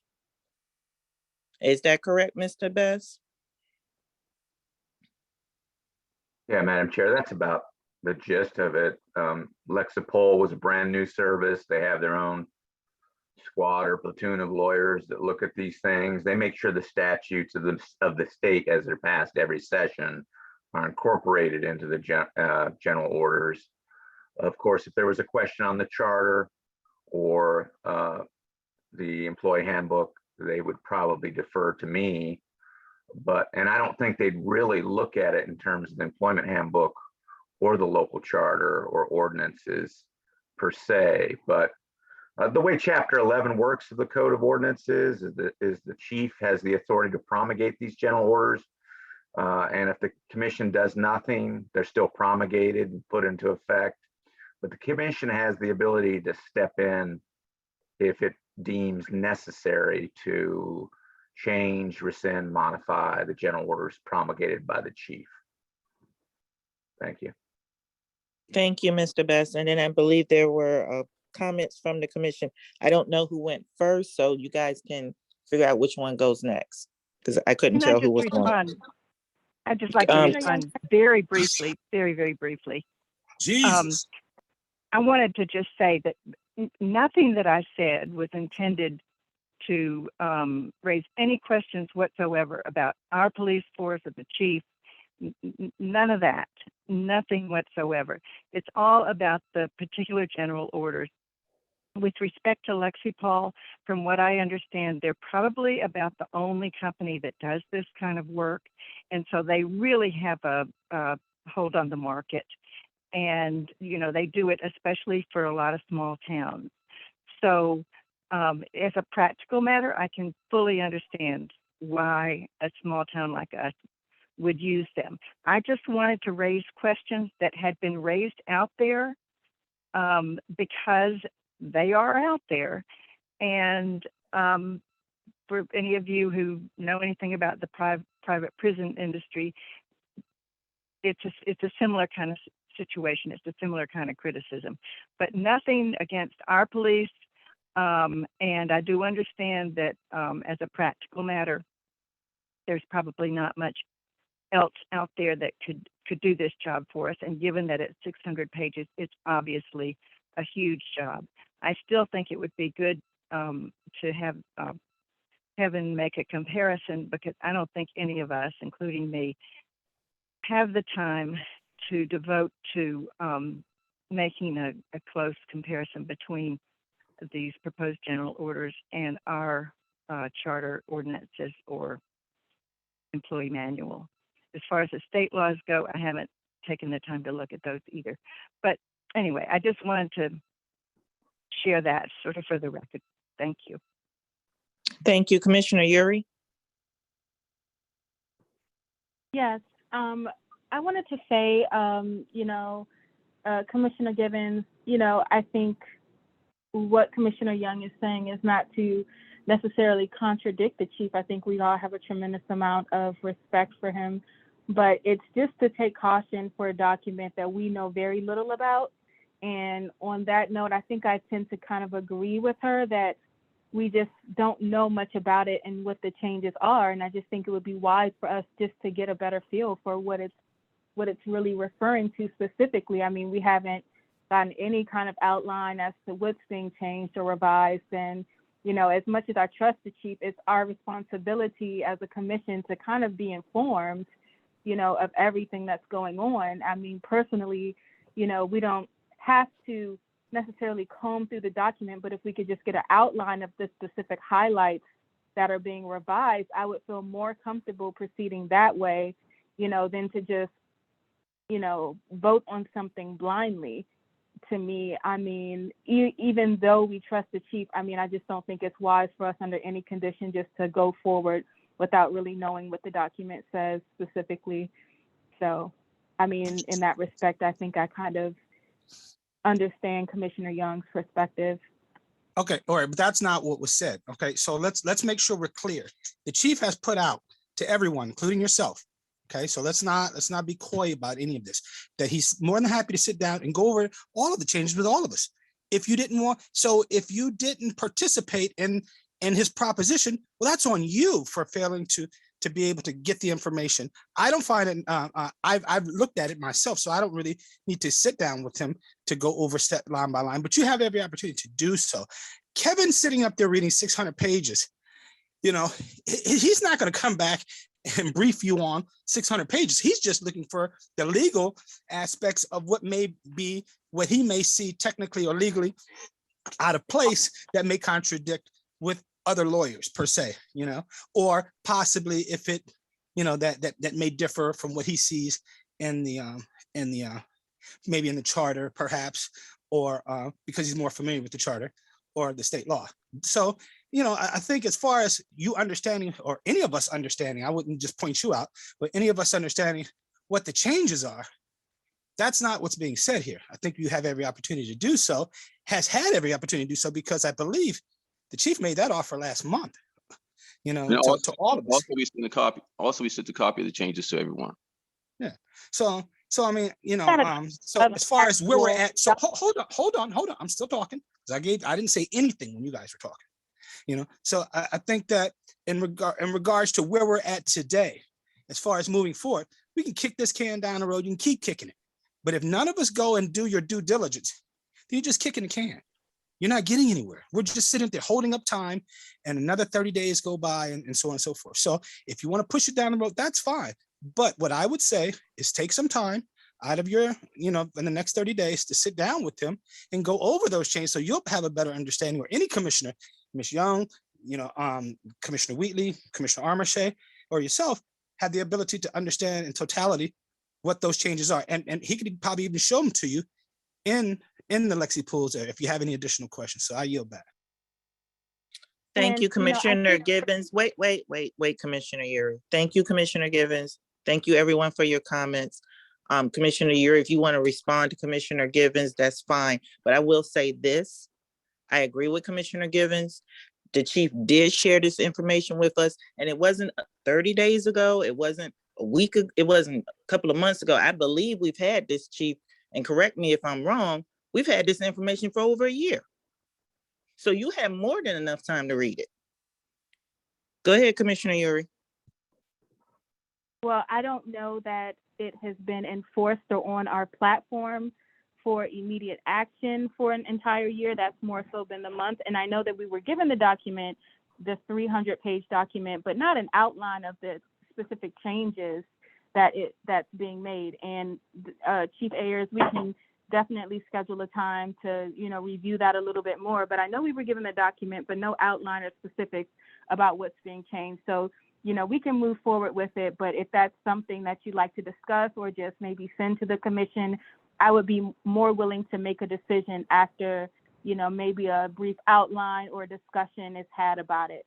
You had that opportunity, Commissioner Uri. I mean, I'm not trying. All I'm saying is, no. You're blaming it. You're blaming this on the chief. No. Hold on, chief. Hold on, chief. You're blaming this on the chief. It's he put it out there. What he said is that I'm happy to sit down with any of you guys and schedule the time with you all. If you don't reach out to him and schedule the time, what is he supposed to do? He can't hold your hand. We're all adults. Everybody up here is a commissioner.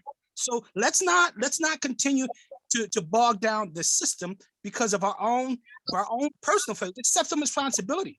I accept the responsibility that I haven't called them and sat down and was saying, so whether I felt like I needed it or not, that's on me now. Yield back. Well, Demetrius, I don't think that you're understanding my tone appropriately at all. I'm not casting blame on the chief at all or anything about what you're saying. And I think it's inappropriate for you to always make some assertion in that way. So please, back off a little bit. What I'm saying is, Chief Ayers, moving forward, you gave us the document. That is a tremendous amount to go through in 1 month period of time. That's the amount of time that it's been on our platform to formally review it. But moving forward, if we want to vote on this, I would like to schedule a time with you to discuss it personally, or you can maybe send us an outline of those things that you think are most important, and then we can look at it. And if we need to have a brief closed session, or we can vote on it in next work session or next town hall meeting, that would be fine. But I would like that first moving forward. Thank you. Yes, Chief, ma'am. Chief, Yes. Okay. when did we receive this document? And when did you provide the outline? Because I'm not understanding why they're saying we got it in July.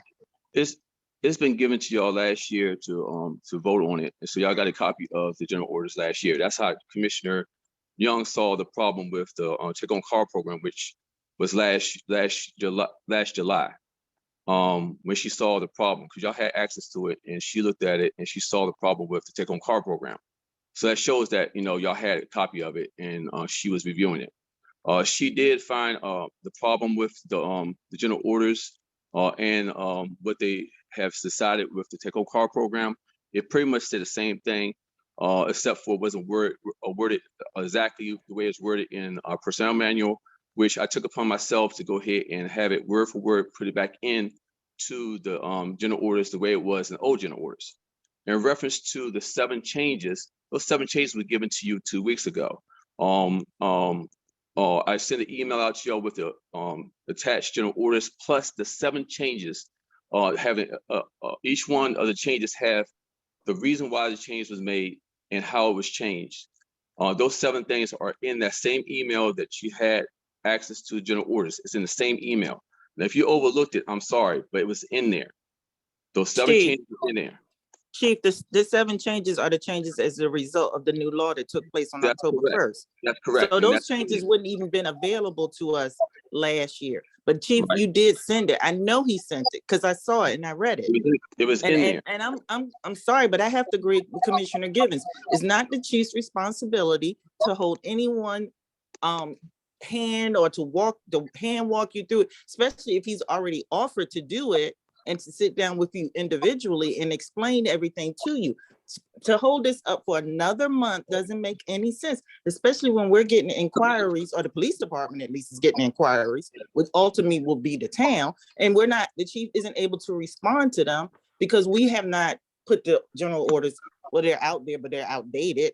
So we need to do something so we can be in compliance. And I'm with Commissioner Givens. How much more time do you need before you can make a decision? If there's something incorrect, it's a living document. We can change it. We can correct it, but we need to get something out there now so we can be in compliance. I don't understand why we have to keep discussing this over and over again. Could I just clarify? I'm not saying we should wait. I'm just saying that I wanted to express my concerns about it.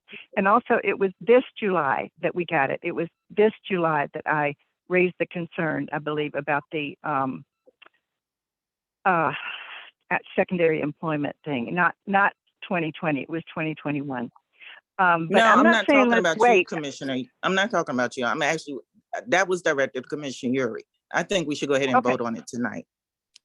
Okay, I just wanted to explain, and everything I said, if I don't vote for it, you'll understand why. But I wanted to share all that information with you. My feeling is I think I would like to have Kevin look through it, but I understand that probably the majority of you would not agree with that. So I just wanted to raise and put on the record the concern. Thank you. Thank you. Go ahead, Chief.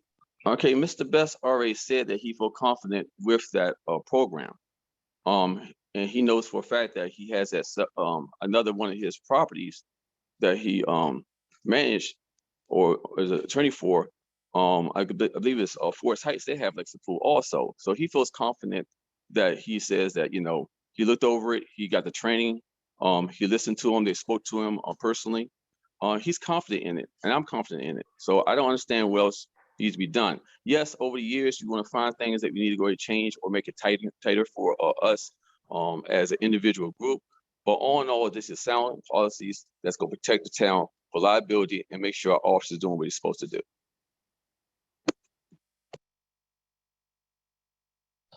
Thank you, Chief. I haven't heard from Commissioner Armache. Commissioner Armache, do you have anything you'd like to say?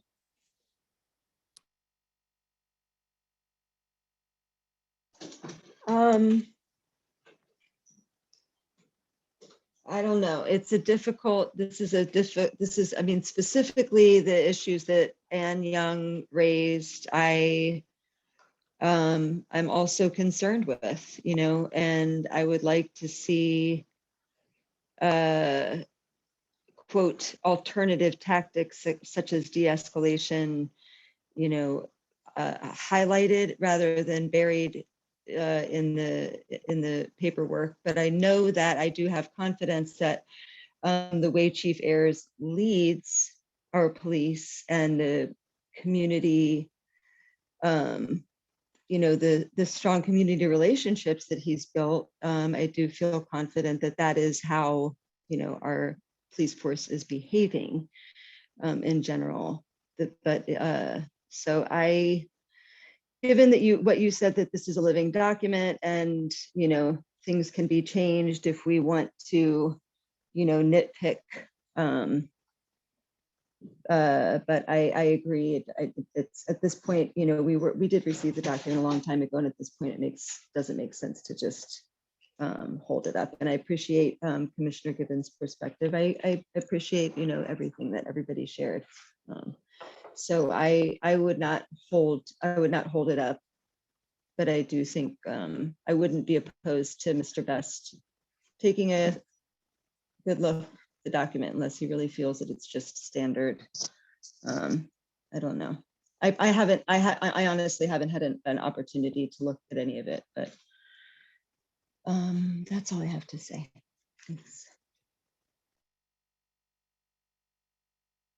Okay, thank you, Commissioner. So it sounds like, and please correct me if I'm wrong, that, well, I guess we need to hear from Mr. Best. Mr. Best, Yes, Madam Chair. in regards to Lexipool, because it sounds Yes. like the issue is more so with Lexipool than the actual general orders. Is that what it is, Commissioners Young and Armache?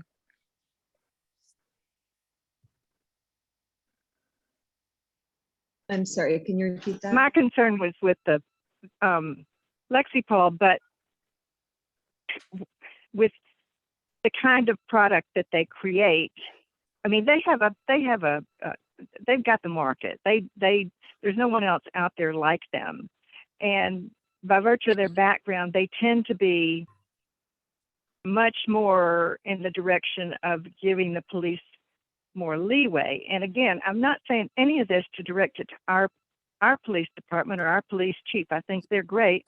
And, I don't think that's probably they're going to have any situations where they would be, taking part in any of these things.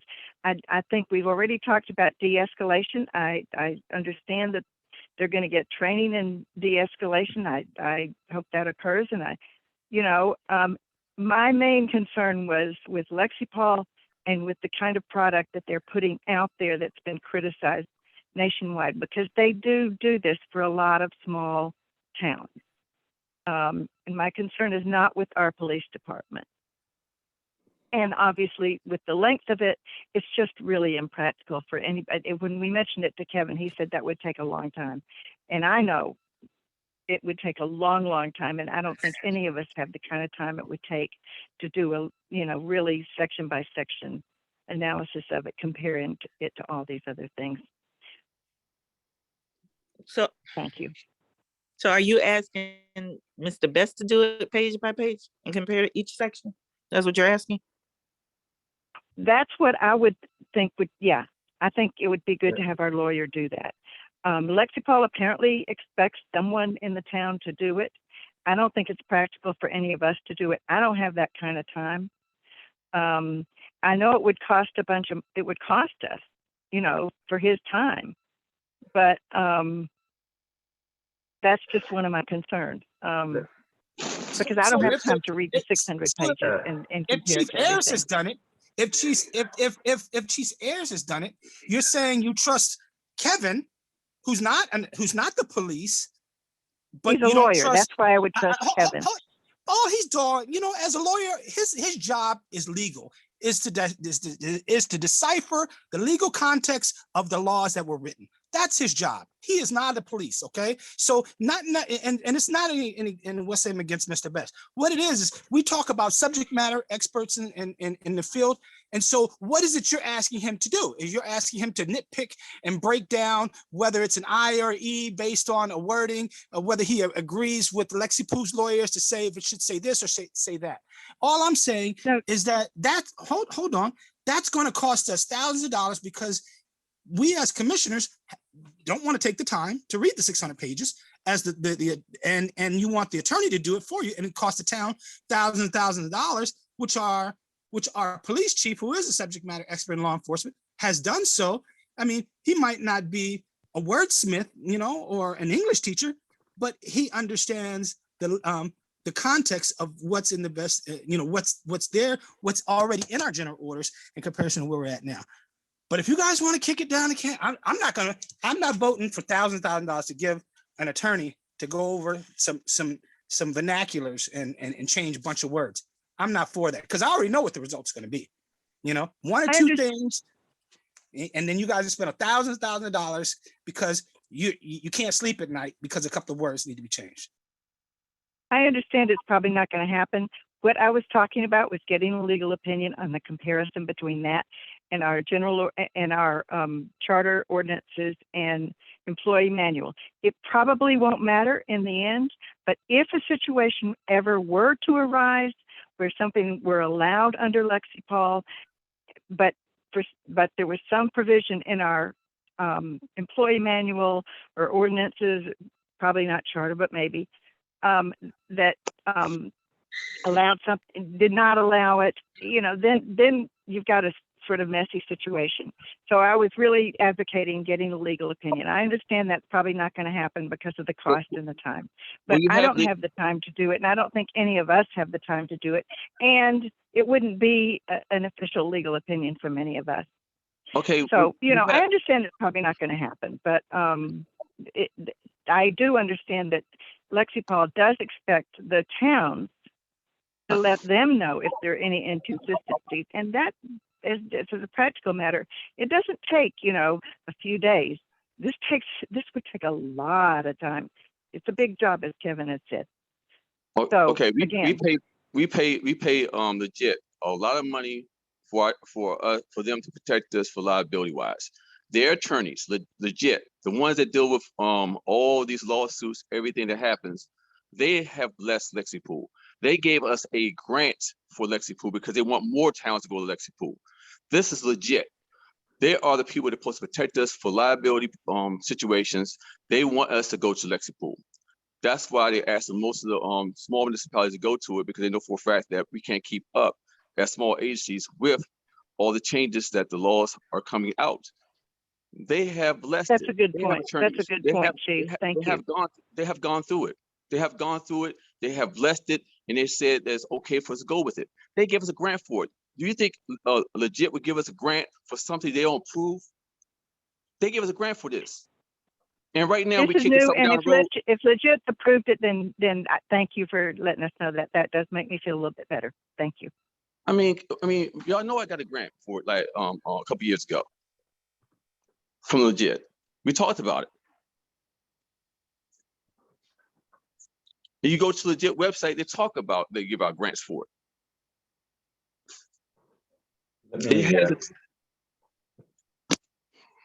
Madam Chair, Yes, Mr. Best? you approached me earlier than I was interrupted, so I'd just like to speak for a minute or two. First of all, I'm not looking for any additional work.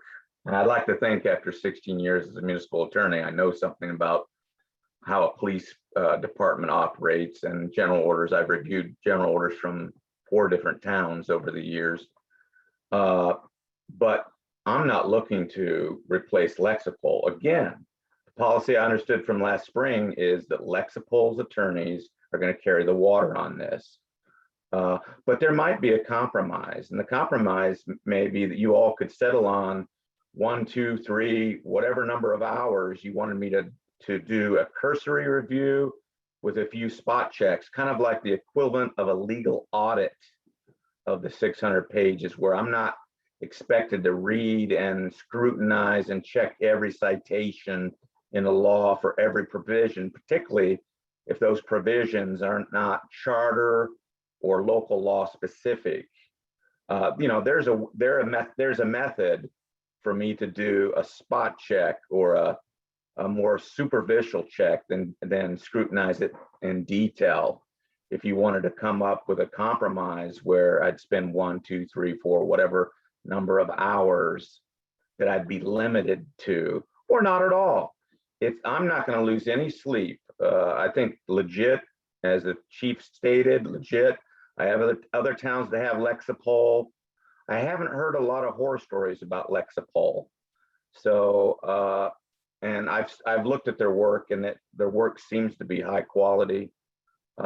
Sure, yes, they are a private entity, and there could be some conflicts there, as the commissioner points out. But I'll remain flexible, and so I'm offering you an idea, a compromise between maybe Ann's position contrasted with Commissioner Gibbons' position, that maybe could be more of a legal audit type approach, or not at all. The beauty of Chapter 11 is it lets the chief promulgate these orders without any interference from the commission, so that he can properly run his police department and protect the health, safety, and welfare of the public very quickly in emergency situations or in the exigencies of running a police department.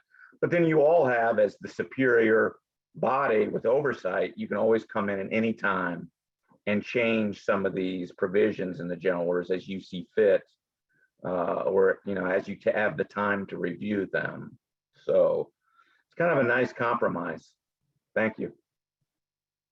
I like Thank it. you, Thank Mr. Best. Thank you so much. Okay, so do we want to do that, or do we want to take the vote? Because I really want to move on from this. It's 9 o'clock.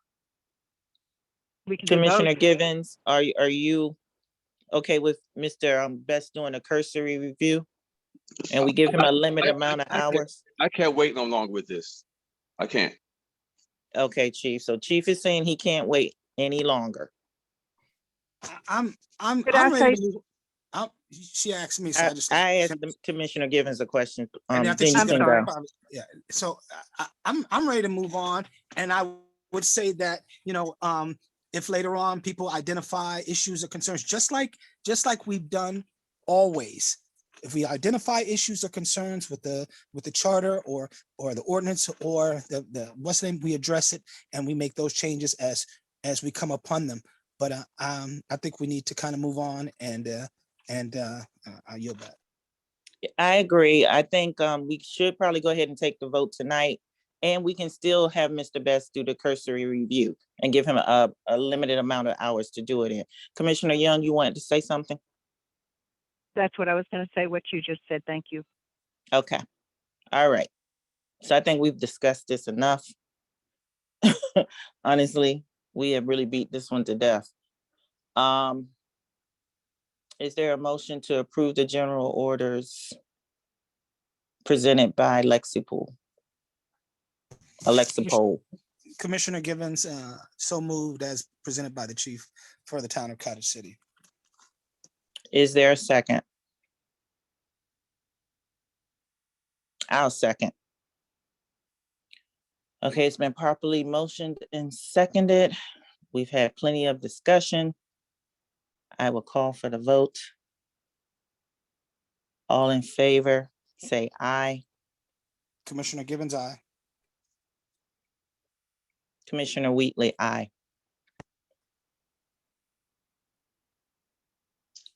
Commissioner Amarche, aye.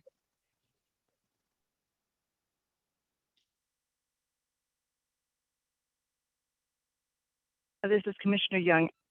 I will abstain for the reasons I stated before, Thank as you. long as you have the 3 votes. Go forward. Okay, I still need to hear from Commissioner Yuri.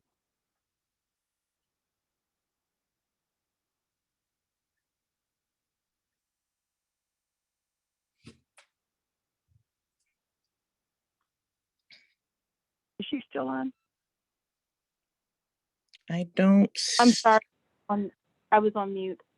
Given the information that you provided about Legit, I'll go ahead and vote aye.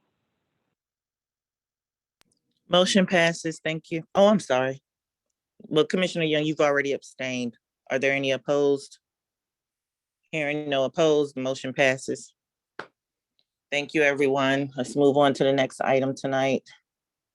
Okay, this is Resolution 2021-07, Municipal Government Month. This is the resolution for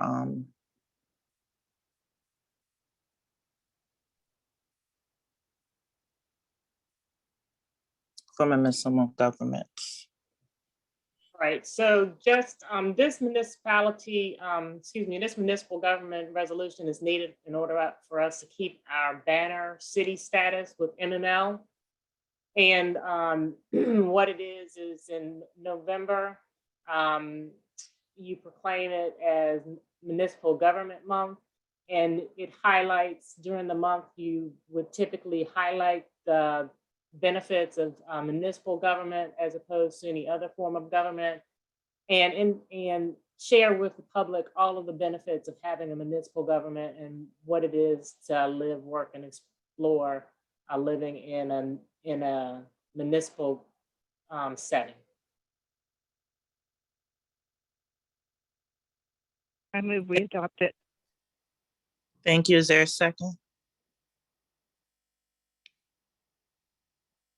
I'll second. Is there any discussion?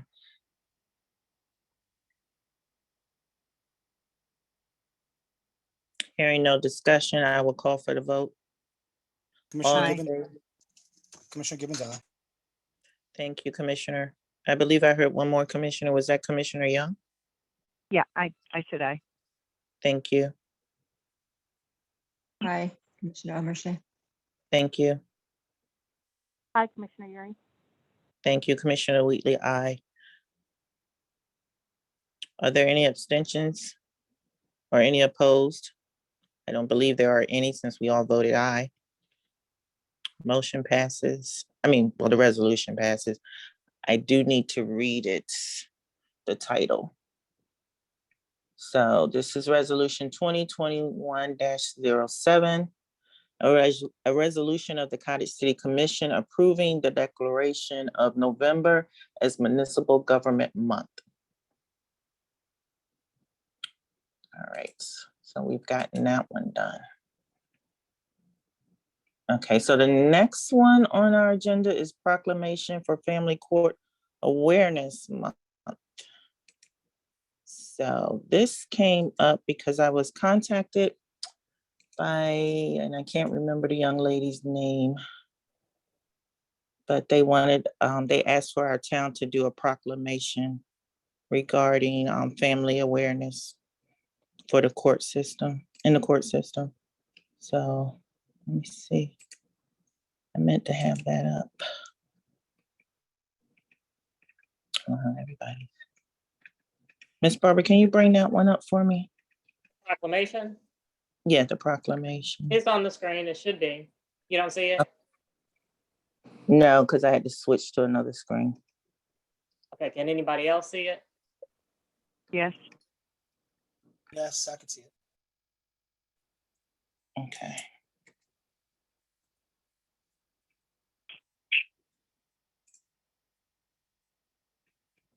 Oops. So yeah, this is a proclamation saying that we will acknowledge November as Family Court Awareness Month. And it provides an opportunity for us to demonstrate how we are supporting and recognizing the importance of the family court system that prioritizes child safety and acts in the best interest of children. So I thought it was a nice idea to do this proclamation. And so I did tell the young lady that I would present it or bring it before the council to see if you guys were willing to do this proclamation. So that's why it's on the agenda. How come I don't see it? Why can't I bring it up? I don't see any problem with it. I don't know that the family courts need our support, but I'm in favor of it. Okay.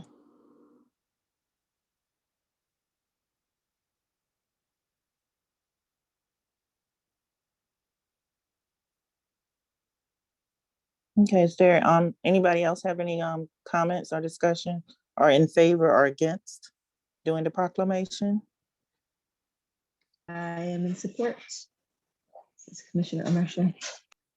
Thank you, Commissioner. Commissioners Givens or Yuri? I don't have a problem with it. Thank I'm in you. support. Thank you. Okay, Miss Barbara, do you want to let Miss Tina know, or you want me to send her an email letting her know that we'll do it? Yeah, I just have to find that email, but I can do that. Okay. If you can't find it, let me know, because I do have it. I can send it to you. Okay. All right. Okay, so next is trick or treating in the town on October 31st. Yes, ma'am. So this is just on the agenda because there was some question as to whether or not the town was still having Halloween, since I guess maybe of COVID and the fact that it's on a Sunday. So just wanted to reiterate the fact that there is trick-or-treating going on in the town of Cotton City. And that with the survey that will be coming out next week, there will also be a sign that people can affix to their doors or wherever they would like on their home, their gate, wherever, indicating whether or not they are participating in trick or treat, so that people can social distance if they choose, and however they choose to celebrate the holiday. Okay. And you said that that's going to go out next week to Yes, ma'am. everyone? Yes, ma'am, Okay. with the ARPA fund survey. Okay, okay. Now, with the survey, did we decide if we're gonna do a return envelope? I think Commissioner Givens, you said there was a lock box somewhere that they could just drop it in the box? It's a blue box. It's the blue box? Yeah, it's here up at the town hall in the very front, next to the mailbox, but it's a blue box. Okay, so there'll be instructions for people so they'll know where to return Yes, the survey? Okay, yeah. okay. All right. Quick question, will the signage for the participation and will it be, can you make it like orange or something that stands out that people ain't got to sit there and be trying to read the language? They kind of automatically know when they see the sign that's got wording on it that they recognize from the newsletter. Yeah, we can do a color insert. Okay, I was just saying orange only because it's Halloween, because I mean, if we do black or, well, not black, but you know what I'm saying, blue, maybe people don't see it as bright, something like a bright orange, you know, that fluorescent color or whatever. Anyway, so just long as we're on the same page, I appreciate it. Thank you. And I think Mr. Rashid had said something. I'm not sure if that's what he was referring to in the chat. If you could read that. Yeah, sure, I'll read it. Let me get to that section. So, will this be marketed to the town similar to trunk or treating? Yeah, hi, this is John Brooks. The question was already answered. I kind of asked it before they answered, but I just wanted to make sure it was getting out to everybody. Okay, great. Thank you. Any other questions or discussion for Ms. Barbara regarding trick or treating? If not, we'll move to the next item. Someone in the chat actually asked another question. Oh, I missed it. Hold on. Where there be a time to start and, I think they mean, will there be a time to start and end? So trick or treating is not regulated by the town. It's not a town authorized event or negated event for the town. It's a personal decision that you all have. There's no laws in town that doesn't allow you to trick or treat. So it's it's really up to you. What time you decide you want to take your kids out. But I would just probably say on the if we put anything on the West Name, we would ask that the West Name end at a certain time. I mean, whatever time that I think deems kind of like safe, right? I mean, I guess maybe you can coordinate with that with the chief, maybe towards the end of his trunk or treat or something. I don't know. I'm just throwing that out there, but ultimately people can kind of figure that out for themselves and what they deem as safe, because we all want to continue to be safe. So I yield back. Thank you. Hi, this is John Brooks. Can I speak real quick? Go ahead.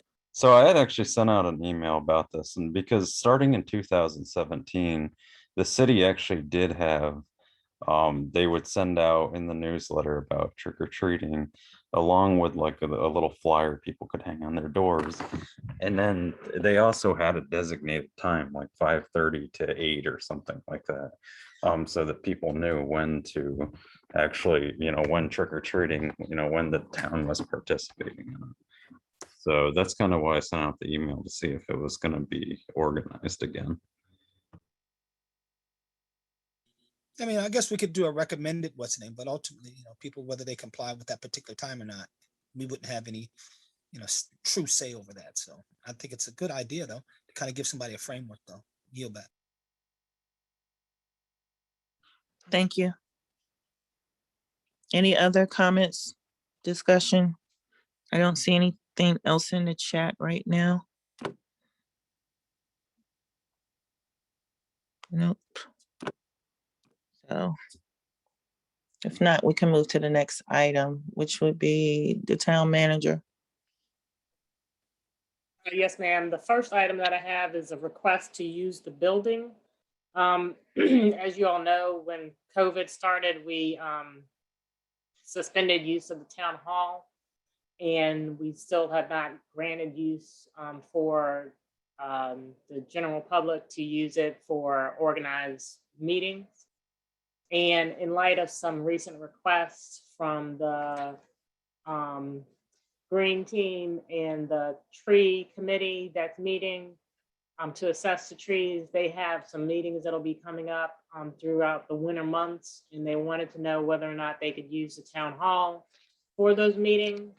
So I just wanted to get your temperature on allowing organizations to use the building, since we haven't definitively said that the building is now open for use by the public for those types of purposes. It's okay with me. This is Commissioner Wheatley. Okay with me. This is Commissioner Young. Commissioner Gibbons, I'm fine with it.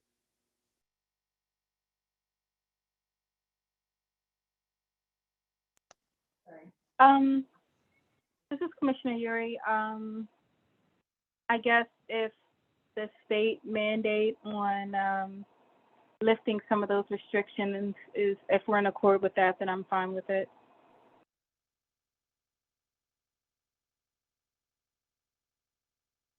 We might want, for any groups that do use the town hall, we might put some kind of signs up telling people they need to wear masks. I believe those signs are currently up. They Oh, are. good. They're on the Okay. front of the building. Great, thank you. Commissioner Armache?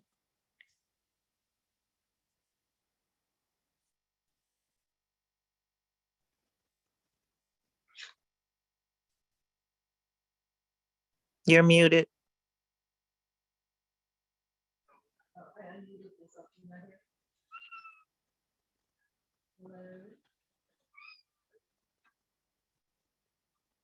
Commissioner Armache?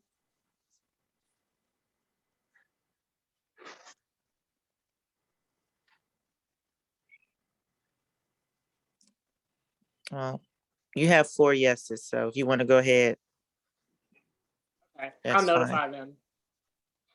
Okay, she put in the chat, it's fine with her. Okay. The next item is the boundary survey for 3801 38th Street, or the old firehouse. You all will recall that we're trying to get title to that building, and as a part of the title search, there were no easements that were associated with that particular property, but there were some other easements associated with some other surrounding properties. So the question was whether or not we should get a boundary survey done to absolutely define where the property lines were. And given that the PG Atlas showed something a little bit askew, I did talk with the attorney, Mr. Huffman, who indicated that there is a firm, and I contacted several firms, probably at least 8 firms, to try and get a price quote on doing a boundary survey. And many of them, this is a specialized kind of situation since it's a firehouse. They do industrial, business, commercial, and residential. And this didn't really fall into anyone's bailiwick. So I had a hard time getting a quote from anybody. Mr. Huffman was able to get a quote. The quote is $2,000. So I didn't know if you all wanted to entertain that, or if you just wanted to go with what the title shows, what the title search showed, by not having any easements associated with it, in order to move forward with getting title to the building. I think we should follow, and just as a cursory, just to kind of do our due diligence and go ahead and get it done. Even though it's an expense, I think at the end of the day, it's probably to our benefit at the end of the day. Yield back. Thank you, I agree. Commissioner. Thank you, Commissioner Young and Givens.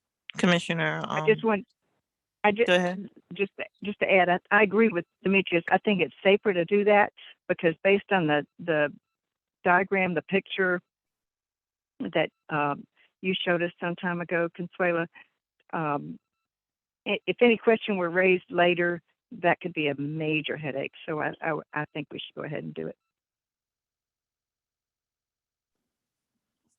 Commissioner Yuri.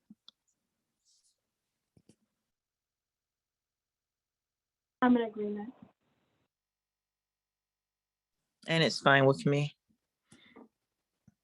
Okay, I'll go ahead. Oh, did we hear from Commissioner Armstrong?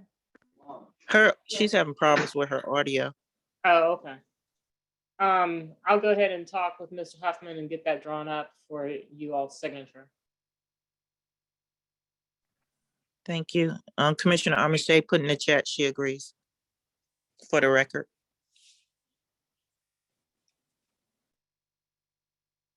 That's all I have. That's all you have under your report? Okay. So next up is Public Works. Mr. Pinckney.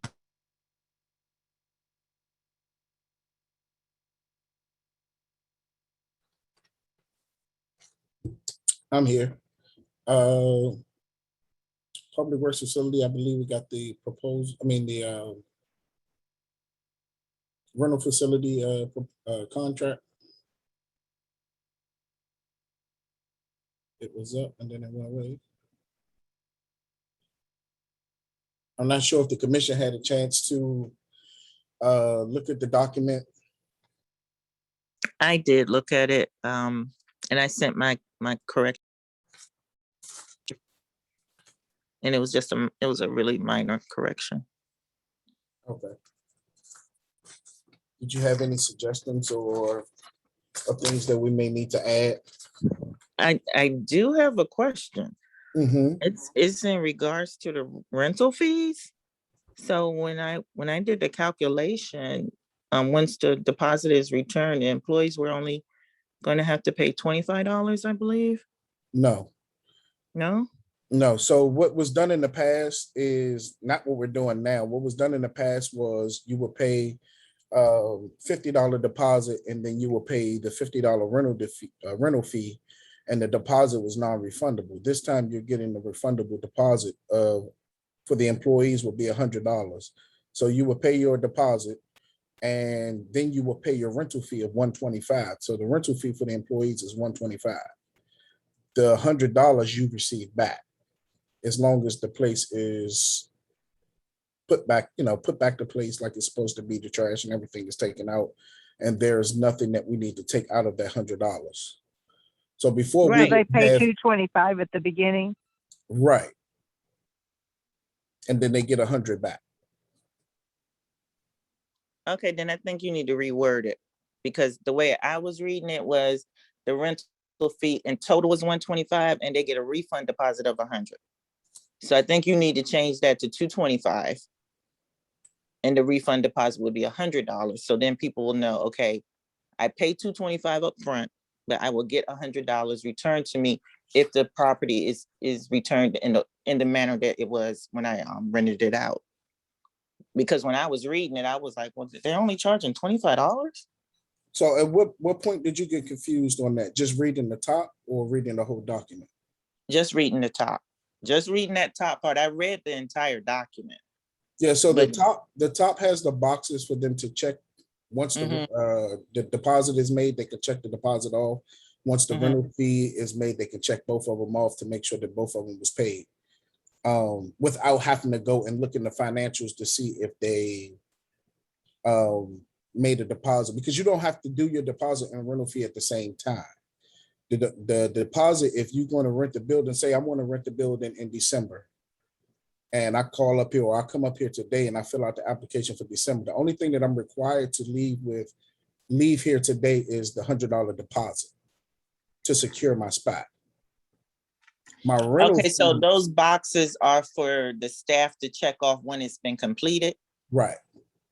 Okay, I still think you need to reword it. I think you need to move it somewhere so it's more clear, because by the time you read this, how many pages, 6-page document? Well, it's really only 4 because 2 pages are blanked. But by the time you read it, I don't know where you get to it, where it says the exact amount that you have to put down. But I thought this was part of the actual contract or the agreement. So I would move that somewhere else. And I understand, or either maybe put something where it says for staff only to complete. You know what I'm saying? You know how you have documents where you have to fill something out, but it says this portion is to be completed by the staff only. Okay. So people will know that this is not the, you know what I'm saying, like not the financial agreement for them. This is for something to help the staff without having to flip all the way through, I guess is why you put it at the top. Right. Yeah, it just needs to be a little more clear for me. Okay, and it does say what you didn't say before. It does say now refundable deposit of $100. Before it just had deposit. Yeah. Yeah. Can I make a suggestion? What about putting a total at the bottom, 225, so that it's clear that they have to pay the whole something like that, because it's not real clear. I agree with Wanda. No, it wasn't clear to me at all. Can I also suggest one other thing? I think it would be good. It says has requested the use of the Cottage City Town Hall / gazebos and its contents, but I think it would be good to have like I don't know if whoever is doing the intake with this form would get this information, but it seems like it should be on the form of knowing what parts of the facilities they do intend to use. Are they using the kitchen? Are they just using the indoor town hall? Are they using the gazebos? So that, you know, we know to check those areas once they're done and make sure that nothing is missing or damaged. I agree. That's a good idea. Yeah, I agree too. And also, is this agreement, I understand that it's for the town hall and that they have access to the gazebo. But I thought we had said that if they only wanted to use the gazebo and not use the complete town hall, was there going to be a different fee? Or is the amount 225 no matter which portion of the town hall you use. So that particular portion that Commissioner Armache is talking about, we can change that to town hall facilities to match what everything else is being said, so it won't be a matter of town hall or gazebo. The commission has not made a decision, a final decision on whether or not there's going to be a separate for the gazebo and a separate for the town hall. From my understanding, if you rent the town hall, you get the gazebo, you get access to the gazebo. If you rent the gazebo, you have access to the town. But if you guys are making a decision and can come up with a final decision on just renting the gazebos and not have access to the bathrooms or anything in the town hall, then I mean, we can work something out with that as far as pricing and put that in here. But as far as I know, at this moment, it's you get one, you get the other. Okay, but I thought we said that the gazebo, we didn't really want to charge people for the gazebo. I'm confused now. I Right, thought we no, said no, we weren't wonderful. charging for the gazebo. No, well, we said I had recommended, so this is what I had recommended. I had recommended, initially I said no charge, but then based on a conversation with Greg in regards to, well, someone's got to be accountable and something happens out here, you know, to the, if it's dirty when we come back on Sunday or whatever. So if we have a permit for it, you know, then a registered person to it, then that would be good. He says, even if it's a small fee. So I agreed with, yeah, maybe we should charge it like a $25 fee, not based on really making any money, but based on the fact that we're having someone to be held accountable. And as far as coming into the town hall and using a bathroom, well, I mean, you know, for $25, I mean, you know, you got to go home, you know what I'm saying, or whatever. I mean, we're not going to, because now you start talking about, you know, other liabilities, open up the town hall. And I didn't really want to get into that part. This was just an opportunity for people to come and coalesce and mingle.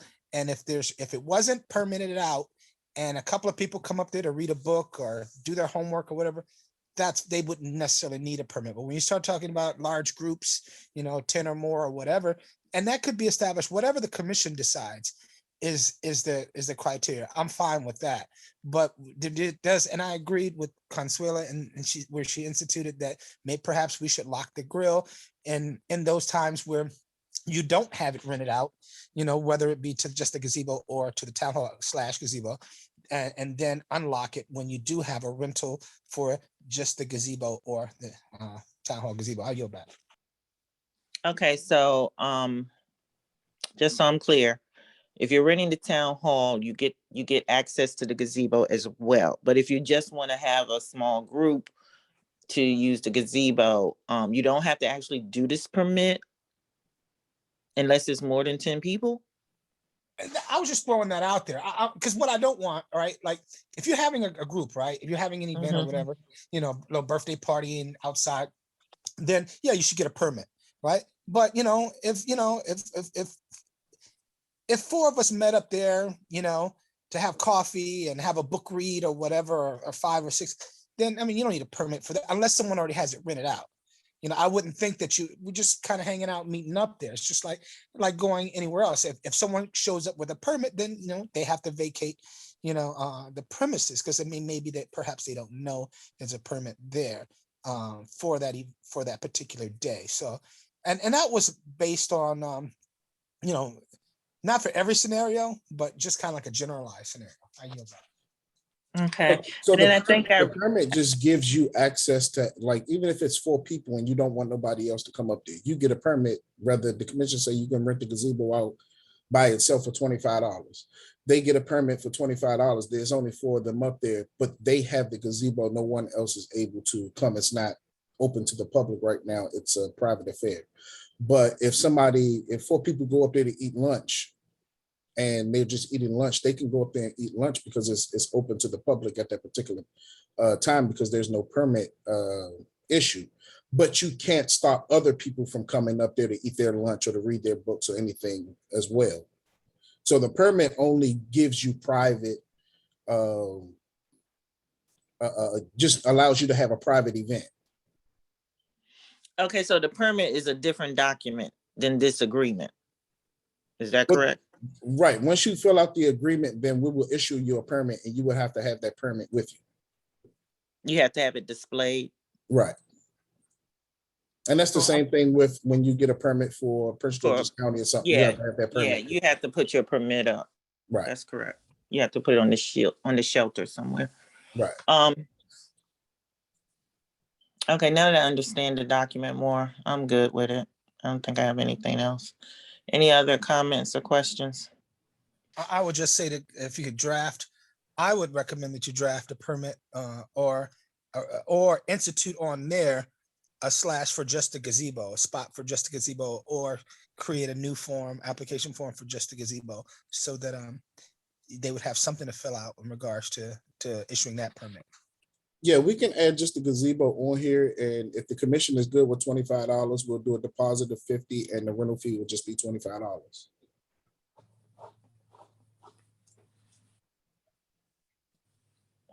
Deposit is 50 and they get 25 back for No, the gazebo? The deposit is separate, so we're gonna fix that. The deposit is separate from your rental fee. So the deposit you would get back the $25 the town will keep. Oh, the town is gonna keep 25. Right, because that's your permit fee, your rental fee. That's for the gazebo. Right. So your total would be, just for the gazebo, will be $75 and you get $50 back. I mean, I'm sorry. Yes, you get $50 back. I was right. Could I ask a question? Mhm. Does that include using the grill? Because $25 doesn't seem like very much if they're going to be using the grill. I don't Well, know, yeah, maybe. If they're just renting a gazebo, then they have access to the grill. Yeah, they would have access to the grill. So my whole premise, initially I didn't want to charge anybody anything because it's a Western, but it's not even for me, it's not, after Greg pointed it out, it's not about the money. It's more so about the accountability to ensure that the place is kept clean and presentable. So, the town is not in dire straits for another $25 to rent, to make money. We're not in a profit or organization where we're trying to profit off of our residents. What we do need to do is to ensure that we have some accountability and in regards to some of the things that we do, perhaps. And I think that that's the angle that was presented to me. And then I understood it, and I actually agree with that. So for me, it's not a money-making venture. It's more so we got to do something nice for our residents. I mean, they pay taxes here, and it's I think it's a nice thing to do. That's like we do other nice things for our residents. So I yield back. Now, So I my- agree. The reason I raised that was because it seemed like there was some discussion that using the grill in certain ways could cause some damage. I mean, and that we were going to try to limit that. That was my concern, that if it's possible that there could be damage, that $25 didn't seem like much. But I don't want to make money off that. That was not my point. But my point had to do with the potential damage with the grill and using fire. I mean, that's the thing. That's sort of it's always sort of concern if you're talking about using fire. I don't know. Well, So that was why we ordering the converted it. grill and the rental fee for the gazebo, or the rental fee for the building and the gazebo, the non-refundable deposit, if it's $50, whatever the deposit is if something happens, that something is damaged, you lose that money, and whatever the total cost is to the repairs, the 25 or 50 or whatever the deposit is will be deducted from that, and whatever the remainder of the cost is, you're billed. So they'll still have to pay if they destroy the whole kitchen area, or if they burn up the benches. Whatever that deposit is will go towards covering to repair that, as well as whatever is not covered in that deposit. That person will be billed that particular amount of money. Where does it say that? Just It's out of in curiosity. there. Let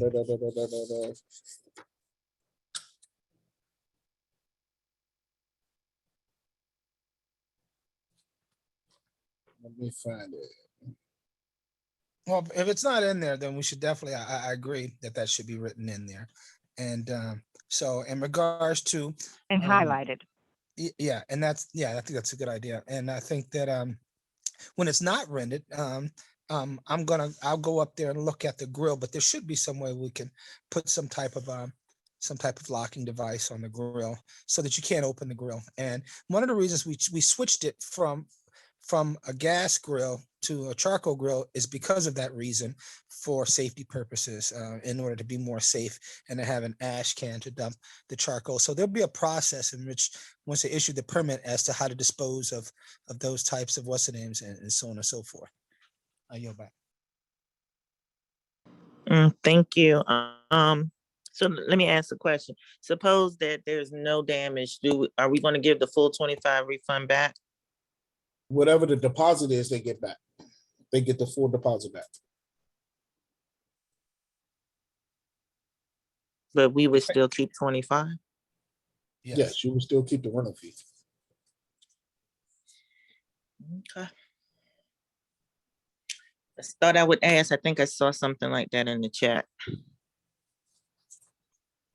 Now my question to you guys is, and I seen in the chat, I think Mr. Brooks has said, why not make the rental fee free and make the deposit $25? But my question to the commission is, if we do $25 rental fee and $50 deposit, is that for everybody across the board, employees, residents, and non-resident? I don't think we should be renting to non-residents period, especially the gazebo. I don't want to have that, what's in overused, especially for people that are outside the town. I mean, these are taxpayer dollars that we use to build this and paid our employees to do so. So I wouldn't per se advocate for that. But again, that's just my perspective. I agree. So right now, as it is, non-residents, they have access to the gazebo when they rent the building. So we're just leaving it at that. They don't get the private, just the gazebo. Yeah, I think that would make most sense. Okay. But you definitely need to put in there that if there's damage, they have to pay whatever it is. Yeah, I'll go back through it and make sure it's in there. I believe it's in And here, highlight but it if so not, that's real clear. And I would say we'll make sure it's in there. And I would say to Mr. Brooks's suggestion or recommendation in regards to having the gazebo be free, there's something to be said about that. Okay, so if you make it free, do we get overbookings? Do we get more people? I don't know. You know what I'm saying? Once people the word gets out, is it booked every weekend and then it becomes like a problem? I want it to be used. I absolutely want it to be used.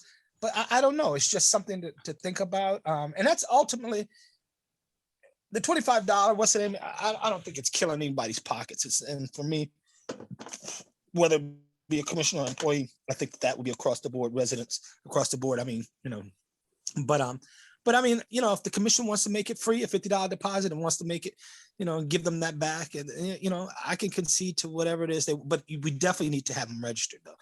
Clearly, I think people need to be registered to utilize the facility. So I yield back. Thank you. I'm fine with whatever you guys decide.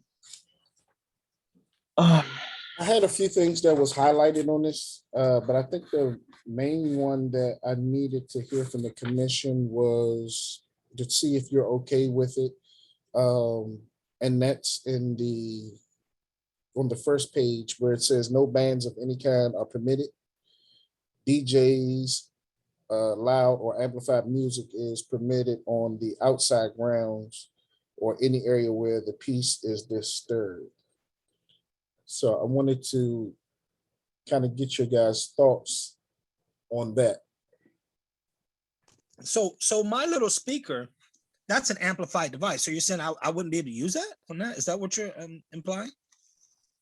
That we all know what my little speaker is. Those who come to the events, the one that I bring out and I play music, that's an amplified speaker. Right, and this I got off the Prince George's County's what's the name? I got it from their suggestions of things, but again, it's here and it's highlighted because I knew that there may be a question about that. So we have a noise ordinance. So, you know, the residents can play music in their backyards and stuff like that as well. But for here at the town hall, the question was, you know, are you okay with the DJs and the loud music on the outside as long as they are in compliance with the noise ordinance? I'm not okay don't with the like- DJ. I'm not okay with the DJ, but I do agree. believe that you do need to be able to give them, you know, and I don't know how you word it, and maybe Mr. Best can kind of come up with some vernacular to speak to, you know, some sounds within reason, you know. I mean, we all know what's like, you know, kind of like out of control, and then we all know what's coming within reason. Like, we've had a couple of events up there, we played music, I thought it was within reason. I mean, it didn't seem like it was necessarily, you know, going outside of the preview of the area in which we were entertaining in. So I'll yield back. I would take out the sentence that says no bands of any kind are permitted. But I would leave in DJs and loud or amplified music is prohibited on all outside grounds. You know, we have bands sometimes in our events, so I guess the only issue would be electrical. I don't know how complicated or safe it is to have a lot of electrical cords. When we're there, you know, someone can check on it, but I'll let other people who know more about that speak on that. So I can speak to that. When you're having an event, you're responsible for the electricity, the generators, and everything that you have. The parking planning don't allow generators in the park. They allow us to have generators in the park when we have events because we're a municipality. But if you have a party in the park, you cannot have any type of generators in the park. I would be against it because, one, they will trip breakers and things like that, plugging into any electrical outlets that we have at the building with bands on the outside, and there will be nobody here to rectify that. Okay. So I got that's you. why we I got that's you. why we did. I that's why we understand. did I think charcoal I instead agree of with you. charcoal instead of propane. We're trying to limit the amount of wrong things that can happen. Right. Mr. Pickney, you convinced me. You think that they would be more likely to trip the circuit outside than inside? Because we've had, you know, live bands play inside, and that wasn't an issue necessarily. Is the outside circuit different, would you say? The inside circuits, there are multiple circuits within the hall. There are multiple plugs within the hall. On the outside, you don't have that many plugs. And you're not going to have that strong of a current that you have on the inside. So you wouldn't be able to fix that. Okay. Yeah. So currently the way And you wouldn't want to put outside. electricity to a gazebo or have bands, you know, with all types of different equipment plugging into your gazebo outlets. Right. I get it if it's just one out there. Yeah, that makes sense.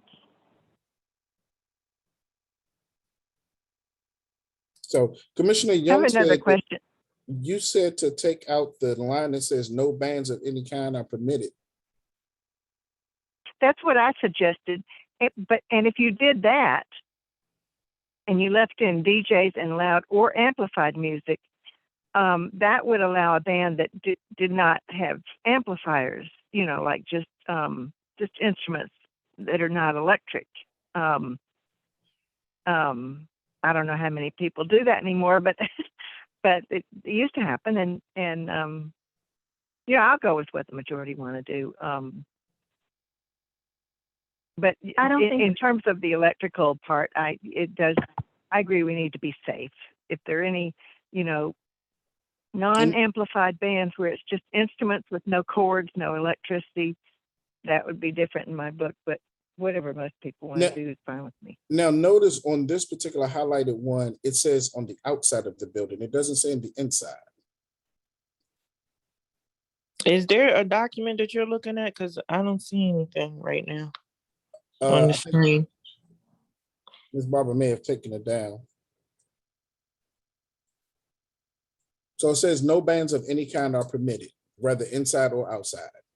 And then the sentence start over again with DJs and loud amplified music is prohibited on all outside grounds or any areas where the peace is disturbed. So inside, you know, you have a DJ for your birthday party or whatever, you're fine. But on the outside, you can't have a DJ outside. Right. And that's a good thing. Now, Commissioner Givens is saying, you know, if I wanted to bring a speaker up and, you know, play some music off of my phone or something like that, you know, that should be allowed. We can change the wording to that so that it would just, you know, talk to the fact of not having the DJs on the outside, and then, you know, some kind of wording about volume control or something like that. I would not mind for the bands to play inside, outside, maybe not so much, you know, equipment to be plugged up, but I wouldn't mind if, you know, there was a group that came and, you know, just did not have a whole lot of equipment and amplifiers. I wouldn't be opposed to that. And I would just recommend that whoever comes follow the sound ordinance. But I wouldn't be too strict. If we're going to, you know, rent it out to people and have people come, they need to have a little bit of flexibility on what they can do there. I think that's in all fairness. If people want to bring a little band or have a little DJ, you know, what kind of party are you going to have without a little DJ? So as long as it's following the sound ordinance and not overburdening our circuit, I'm fine with it.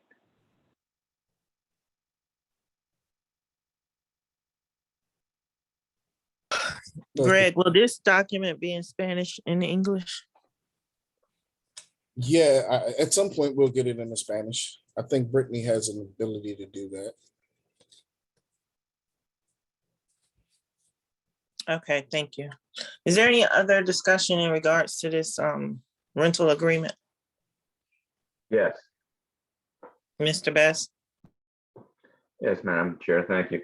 I wasn't asked to review this, but I had a couple questions, and sorry I stepped away a little bit earlier.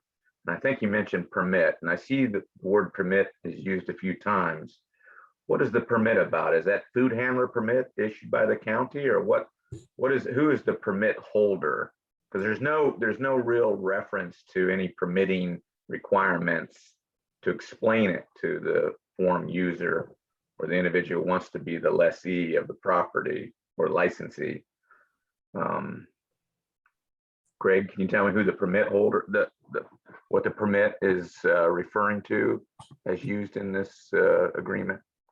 The permit is in reference to pretty much renting that facility, renting the what's the name? Just like if I go and rent a facility in Prince George's County, they give me that document, that permit that says that I have the authority to be on this property and have it posted. So that's what you Same mean as by renter.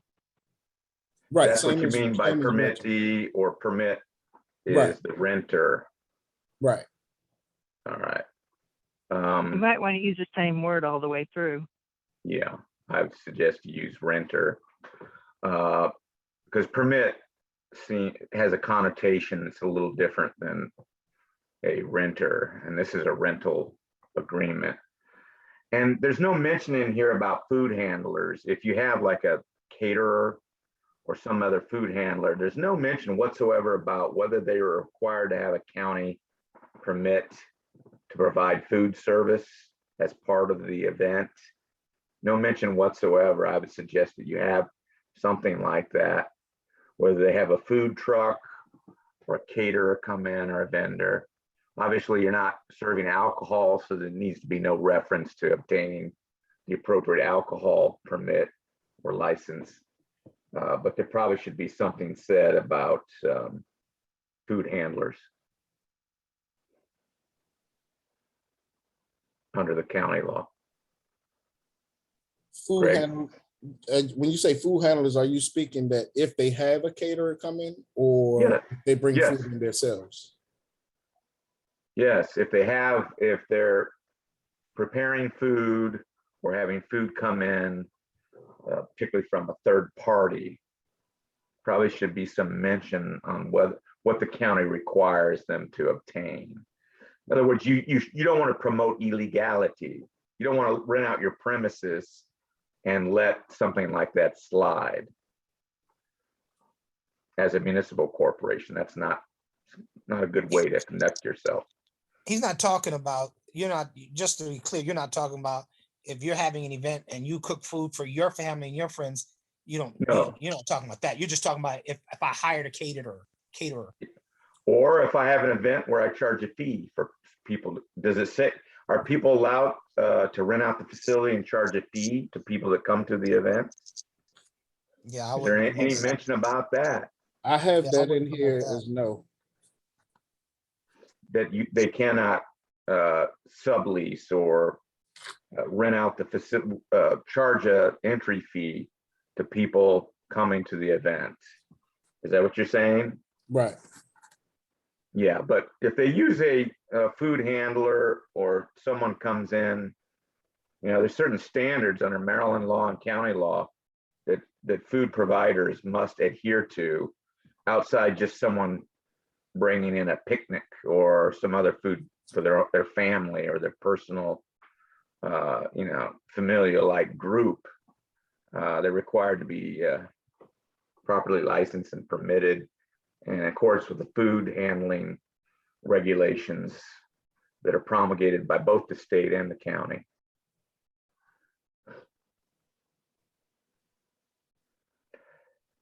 So with that, since you cleared up the use of the word permit, and again, I'd suggest you change that to renter. I don't have any other questions at this time. And I'm not saying that I've looked at this with much detail. I just did a cursory perusal of it because I was not asked to review it. I don't think I've ever been asked to review the town hall rental agreement in the past. Thank you. Can I ask a question? Another question that Wait, Kevin just reminded me of. just 1 second, Commissioner Young. There's a question.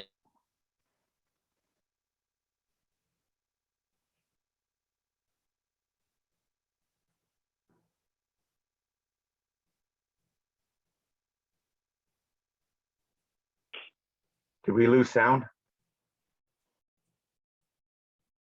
Yeah, I think we lost it for a minute. I'm back now. I can hear now. I can hear you. Oh, I'm I was sorry. just Could you waiting to not ask hear the me? question. You could not hear me? I was saying there's a question in the chat in regards to the time frame or the time usage of the rental facility. So I wanted Greg to answer that question. We don't have a time frame on here. We have the date and from and to on here as far as the time, but that would be I guess that would be at the discretion of the town manager. If they're talking about the 3 o'clock in the morning, of course, she probably would say no. But if it's over at 10 or 9 or something like that, I think that'll probably be at her discretion. I didn't put in here like no rental after a certain period of time because we didn't have it in our last one. So I can let Ms. Barber speak to that if she has any comments on it. Or if the commission feels that it should be something in there far as the latest that you can be in the town or in the building or whatever, we can put that in there. But no, there's nothing in there with time. And I'm looking through here and I can't find where, I know it was in here and I think I may have taken it out, but I would definitely put it back in the suggestion that Mr. Best had about the charging money or something like that. I thought I had it in here because it talked about it with promoting it on social media and all that. I thought I had it in here, but I may have taken it out. Okay, well, I think it's a good idea to put that in. Any other questions for Greg tonight? Yeah. I noticed something in here about, they may use sterno. But apart from that,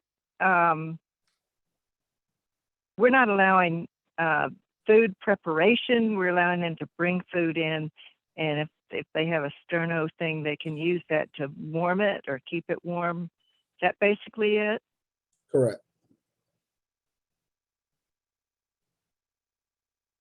And of course, if they use the grill, I mean, you know, if you're cooking on the grill, then you're cooking on the grill. Right, thank you.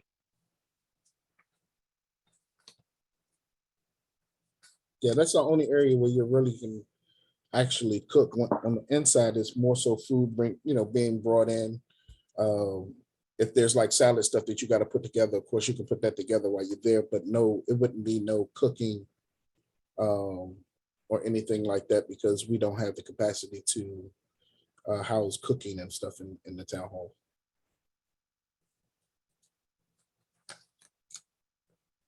So I just want to be sure with the because Commissioner Yuri said that she was okay with the bands on the inside and DJs on the inside. I just want to get the consensus of the rest of the commission. Are you okay with that? It's fine with me, whatever the majority want to do. If they're inside, some of the, definitely not on the outside, because, for example, some of the music I hear over here sometimes, I don't mind the music that much, but I do mind the DJs who yell, and that's what bothers, I think, a lot of people. So as long as it's in the inside and you can't hear it, but not on the outside. I wouldn't say the outside. For one, the facility is not that big to be having a DJ and a band, and unless it's like a sanctioned event from the town promoted event, I wouldn't advocate that. It's just not that big of a facility. It can only hold. I mean, how many people do you think can really be in there? I mean, and then to add a band, I just think that I agree with you should allow a band on the inside, just like we've had bands on the inside, small quartets or whatever. But unless someone could kind of make a plausible, example, that could change it, I would just say, just keep it on the inside. DJ and a band. Yield back. Okay. All right, thank you. I'll update this and send it over to Ms. Barbara and have you guys receive a copy of it. Mr. Best, we didn't send it to you, just for the record. We didn't send it to you yet because the commission just wanted something to work off of, just to get an idea. And so we put something together to give to them so they can have something to work off of. So that's why we haven't really sent it over to you yet. On the bands, I would just say, on the bands, I would allow acoustic music. Somebody put something in the chat that referred to acoustic music. I think it's okay to have acoustic music on the outside, but no, mics or amplifiers or anything like that.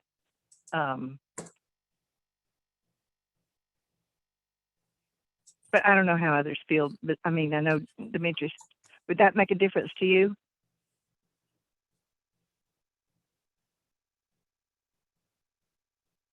Yeah, I'm not sure when you say acoustic music, what is that? What are you referring to?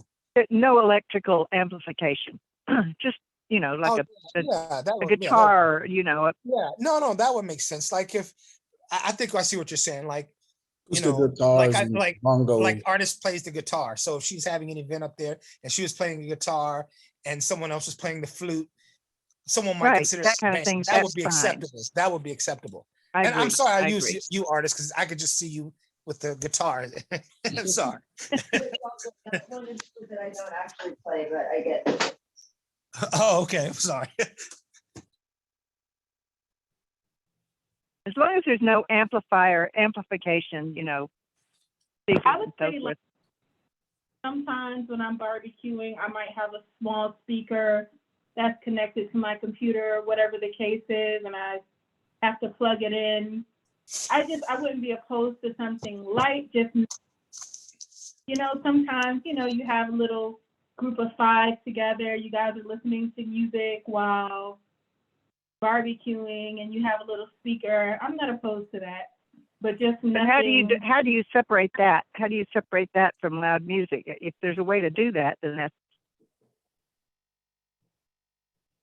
No, I agree with Danielle. I mean, I think she said the same thing that I was saying earlier.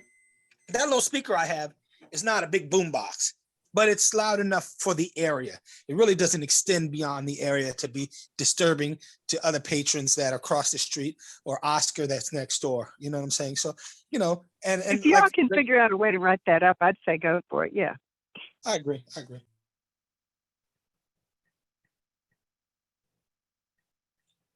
Okay, well, if there's nothing else with that, I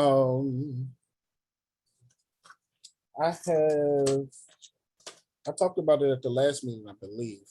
But I did receive the letter from American Landscaping that said that they would be willing to be the tree expert. There is no charge. They would only charge us for work that they need to be done. Only way that there will be a charge is if we wanted to continue every year to have like the detailed written evaluation of the trees. But their services would include inspections, recommendations, and cost of tree work needed when requested.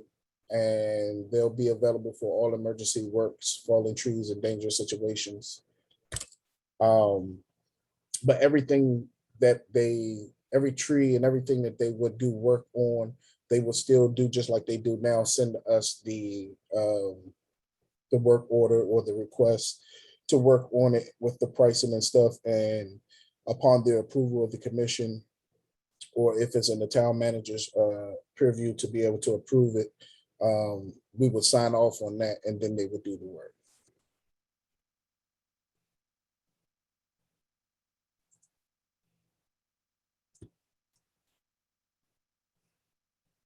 Okay. So I think Ms. Barbara allowed me to be able to share my screen, so I actually can put the document up if you guys can see that. We can see it. So I would need my previous request was to have the commission vote to allow American Landscaping to be our official tree expert for the town. And this letter or a I guess proposal or contract or something was recommended by Mr. Best. So they was able to send me this. And if Mr. Best feels that this is sufficient, then I would ask if the commission can go ahead and approve to make them the official tree experts for the town. I have a question. Mm-hmm. The green team, I think, is doing some kind of tree survey. Is there any, if we hire this company, it seems like there should be some communication between the company and the green team if they're also, doing this survey of all the trees in town. I mean, I don't know whether you thought about that or how anybody has thought about it, but it just. The green team will go directly to me or Miss Barbara, and we will go over the necessary things with the tree company. Okay, so you're okay. Okay, yeah, just make sure they understand that. And I think they're called the Tree Canopy Committee or something, but they are actually working. They're actually looking at trees right now, and they're working off the actual document from American Landscaping of the tree work that they had proposed from this year's tree evaluation. Okay. Well, good. Sounds like you've already thought about that and taken care of it.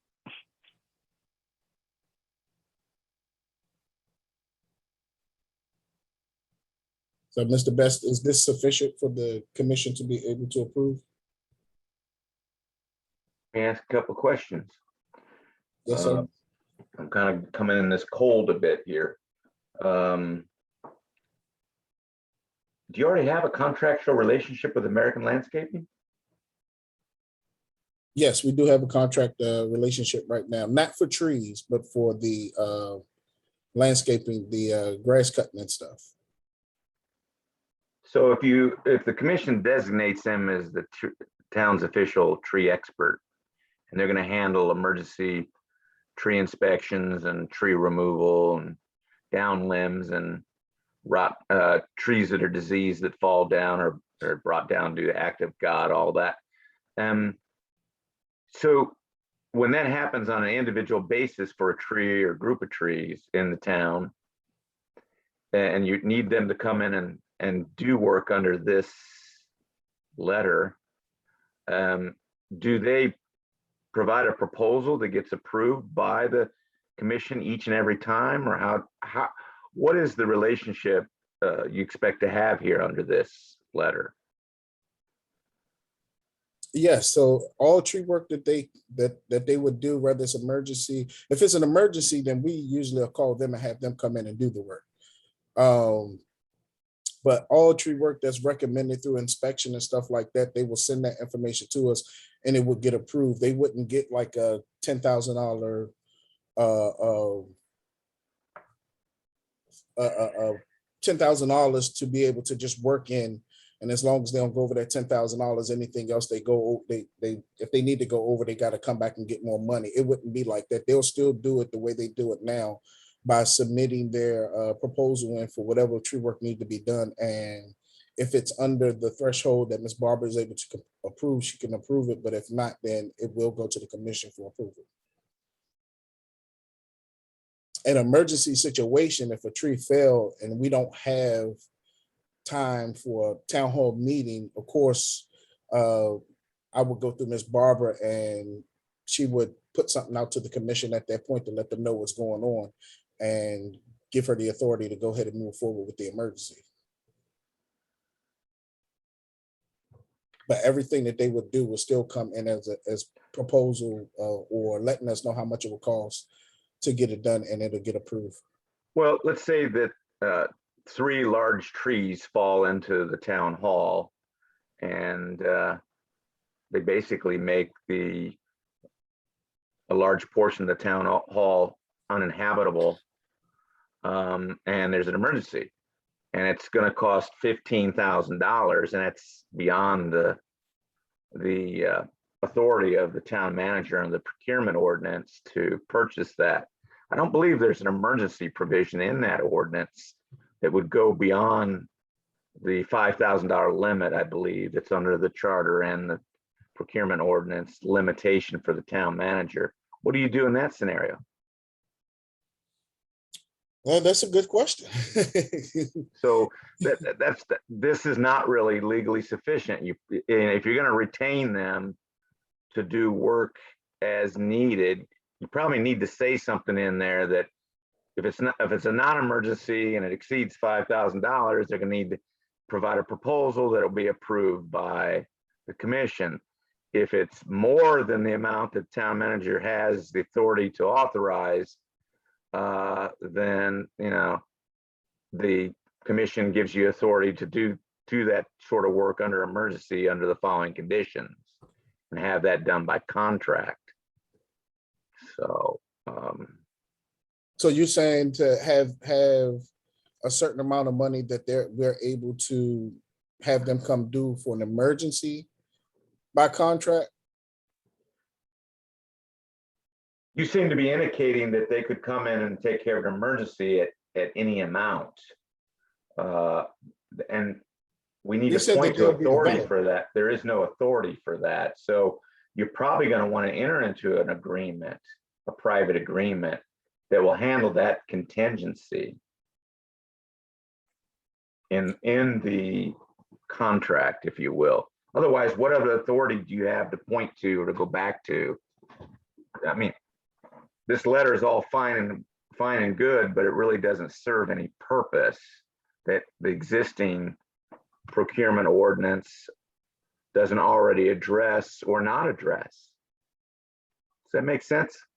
It does, but I'm trying to figure out even if we entered into some type of agreement with them, if it's $15,000, we still couldn't call them to come in without the commission actually holding a special meeting or something, right?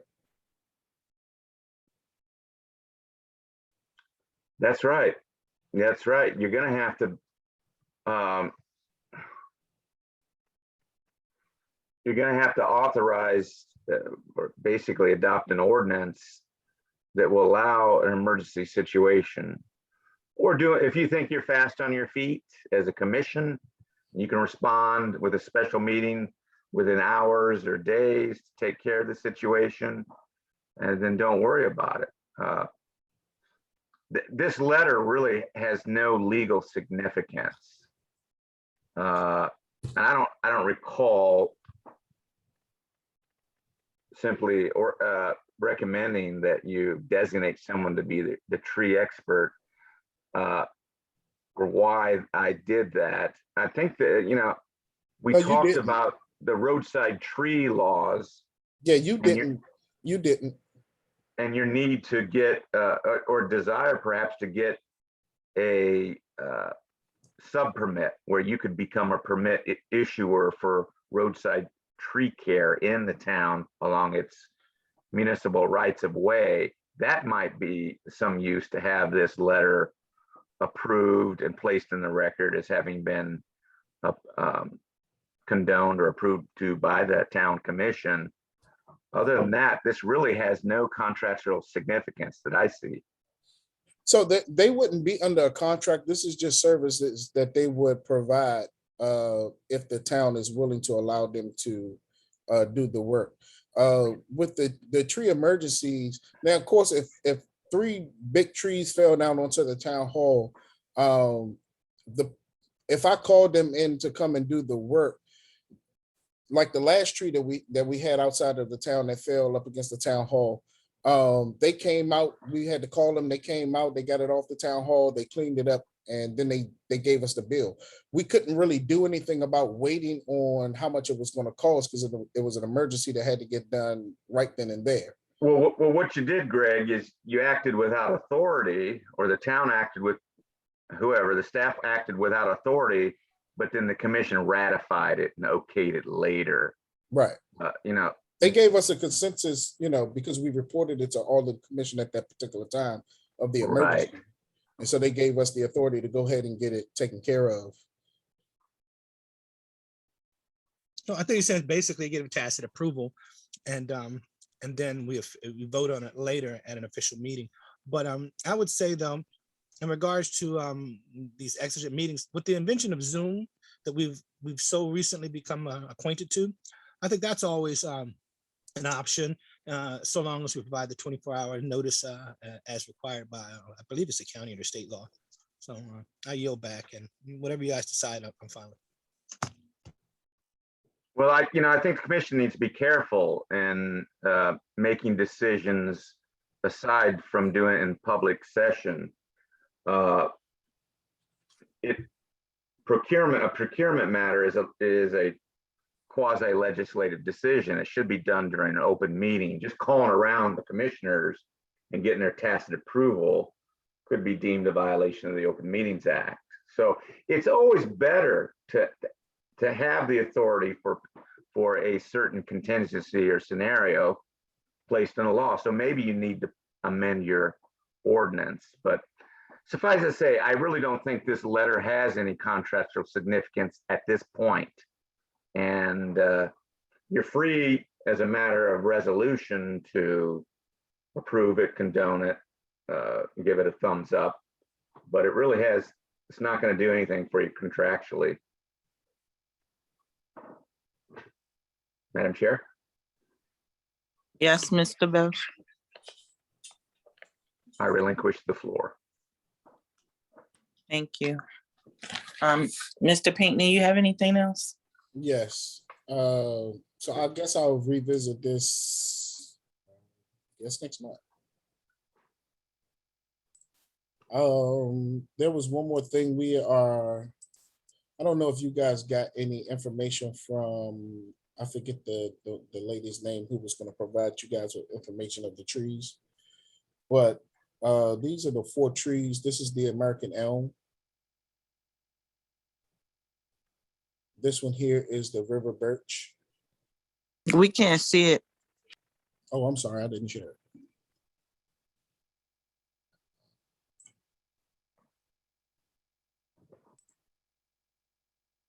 You have to stop sharing, Greg, and then reshare your screen. There you go. So this one is the American elm. This one is the river birch.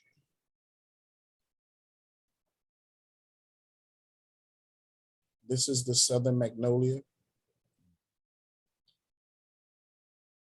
And this one is the redbud.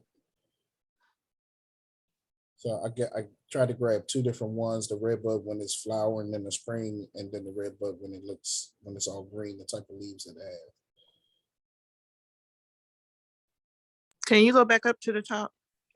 To the first one. Yes. So that's the American elm. That tree grows 70 feet tall.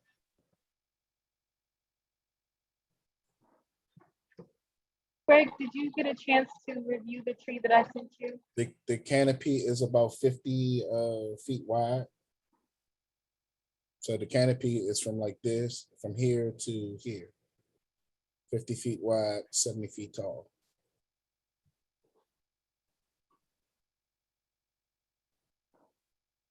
I'm sorry, what's the These are- relevance of these pictures? That's the same question. The relevance of these pictures is the county is giving out free trees, and these are the 4 trees that they're giving out. And the commission has to make a decision on which trees we want to get from the county. Thank you.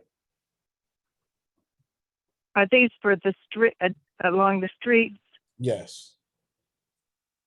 So it seems like we might want to avoid ones that we would have to cut the tops off of when they got up to the wires, right? Correct.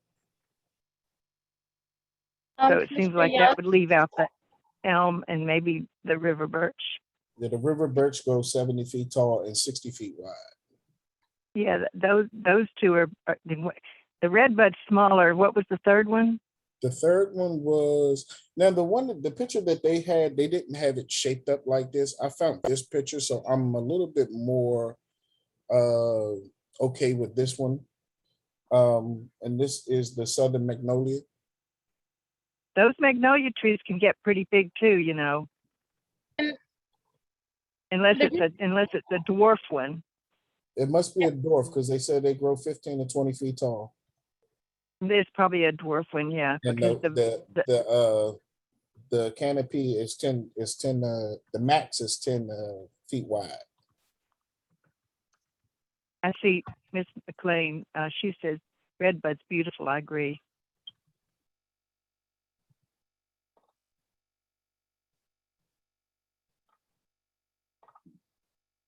No, Danielle, we cannot hear you. I also like the red, but I think it's pretty. Greg, have you checked the roadside tree law to see which species are permitted? Some of these species may not be permitted under Maryland law. I believe Have you all checked 4. that? I believe all 4 of them are permitted because they're giving them to us for street trees. Okay. I agree. I don't think we need to get anything too big because we will be having to cut the branches back, and especially if they're blocking any of the street signs. But I do like that red bud. We would have to do it for all of them at some point because they'll grow long and you would want to try to cut them back, especially on streets that have a shorter grass area. But the red buds. Have you asked the green team about what they recommend? You said the green team? Yeah. Have they recommended anything? Have you asked them? I'm not sure who's on the green team. I'm Well, on the Wanda, green you're team. on it, and I'm on Phil's the on green it. team. Denise is on it, Ann is on it, Barb and Chris and Brittany. Not Brittany me, a Drakeford? different Ann Rivera. Yeah, Ann Rivera. Brittany Drakeford. Yes. Okay. Well, I like the red bud and the magnolia. If it only grows 15 feet high, if it's not the big huge kind, then that's nice too. It has nice flowers. Okay, well, we can get up to 10 trees. So I can do 5 and 5. I can do 6 and 4. But before you start buying, getting trees, if the commission is okay with these two, I can split them up. do you have a destination for the trees? Because there was a time when we went and got a bunch of trees, and then half of them sat out there and died because we didn't have a place to put them. We didn't have a placement. So before we start deciding on how many trees we're going to pick up, then we should identify the locations first to ensure that we have a useful purpose and location for them. I yield back. Yeah, we have 10 designated areas for trees. How many trees are you proposing to get? We can only get up to 10. And you're getting the whole 10? Yep, if we can get them.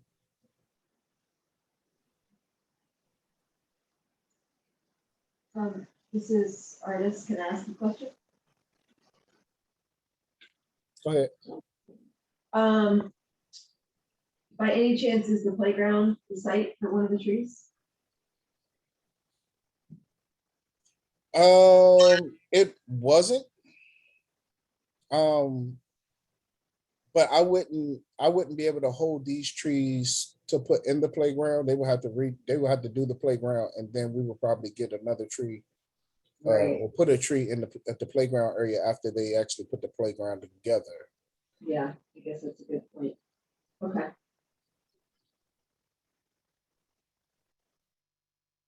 And they do have some other stuff, the oak leaf hydrangeas, the dwarf Inca berries. I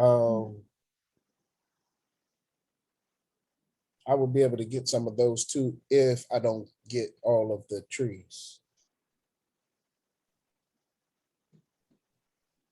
But we've taken down enough trees that we will have to replace those trees.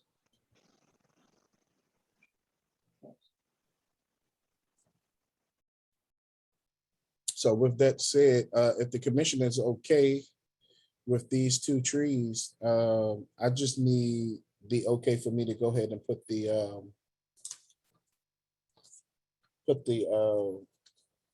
application in. I think there may be a comment from the public.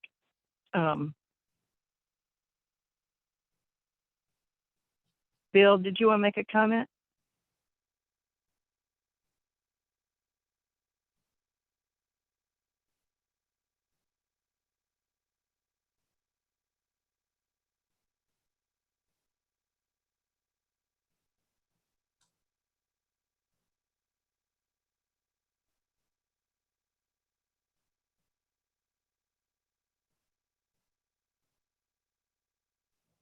I just checked the chat. I don't see a comment. I see some information posted by Mr. Bass. Yeah, I copied it and I got it. Okay. So yeah, I just need the approval to go ahead and put this in so we can get the trees. To answer Commissioner Yuri's question about the tree that she sent me, I did look up that tree. That tree is not a tree that we can actually plant in this area and it survives.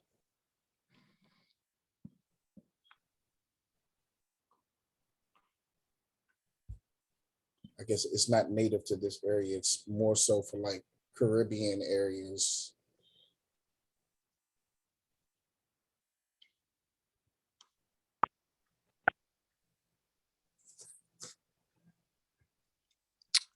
So it seems like everybody's saying the red bud and the magnolia. I see Commissioner Yuri in the chat. Commissioner Givens and Commissioner Armache, you have any suggestions? I'm not a big tree guy, so whatever you guys figure out, I'm good with it. Yeah, this is Bill Kopecki. Do you know where the tree's gonna go? You need to get a tree that will fit in the spot that you want to put it. Yep, we know where they're going. Pardon me? Yes, we know where they're going. Where? Around town. I don't have the list in front of me of all the trees that we're taking out and we're gonna replace. Yeah, the street trees, Yes, and you're getting them from the county, yes, and they're recommending them as street trees? yes, they've been giving them to us for years.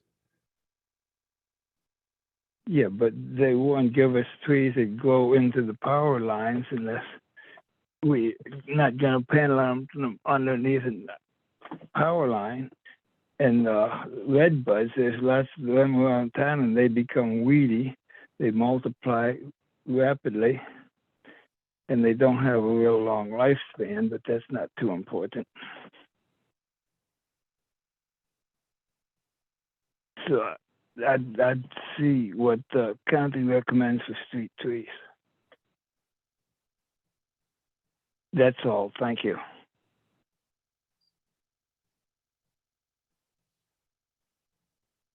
All right, Commissioner Wheatley, Yes, I just need you guys' authority to put this in and then I am done. I'm fine with the red bud and magnolia. It's fine with me.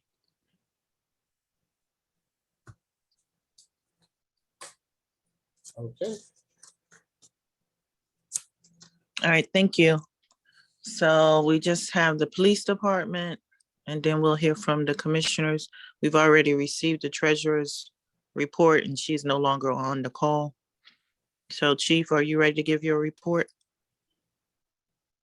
Read real quick. First of all, We can't hear you. can you hear me now? You're very low. All right, talk up. We have a couple of events this October 14th. Evanston is having their domestic violence event. We will be attending to assist with them.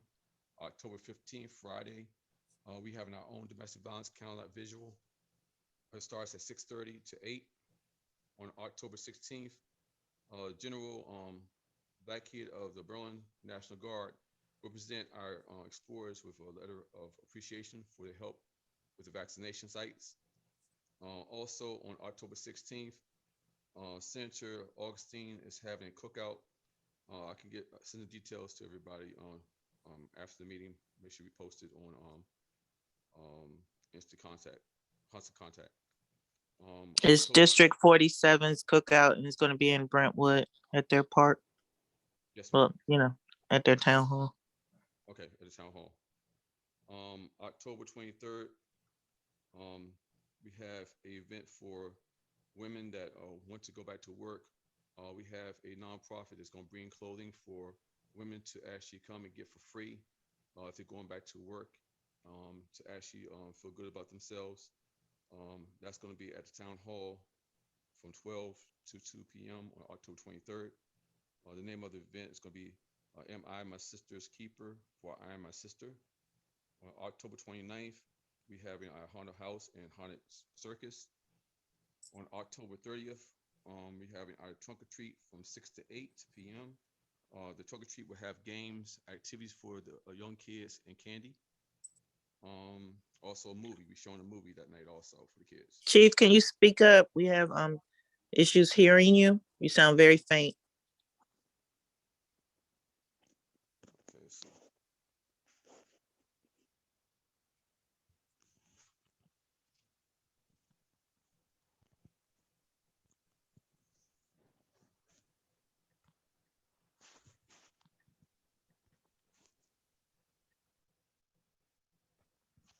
how about now? Can you hear me now?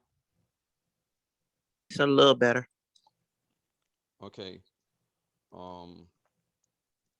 Mr. Quick's last day was Friday.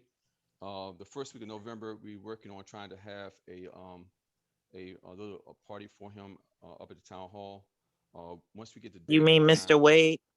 Mr. Wade, I'm sorry, Mr. Wade. Mr. Wade's last day was Friday. We wish him the best. He started his job Monday over at Mount Rainier. We're trying to have a going away a party for him at the town hall on sometime the first week of November. Once I get the date and time, I will make sure I let everyone know. October 26th, Miss Crawford from the Office of the Director of Housing contacted us and set up an appointment to meet with Mr. Sims, the director, in reference to issues over at the towers on October 26th at 10 a.m. It will be a conference call. I believe it's going to be on Microsoft Teams. So once I get that information, I'll make sure I share it with those that want to be a part of that conversation. That's all I have right now. I'm waiting for any comments or any concerns.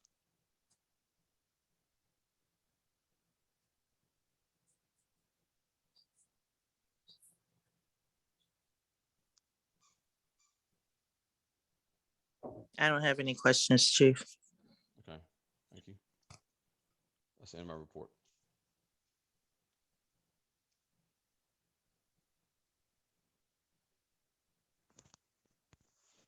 Does anyone else have any questions or comments?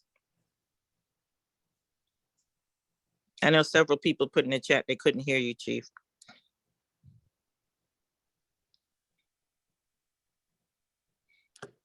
All right, hearing no questions or comments,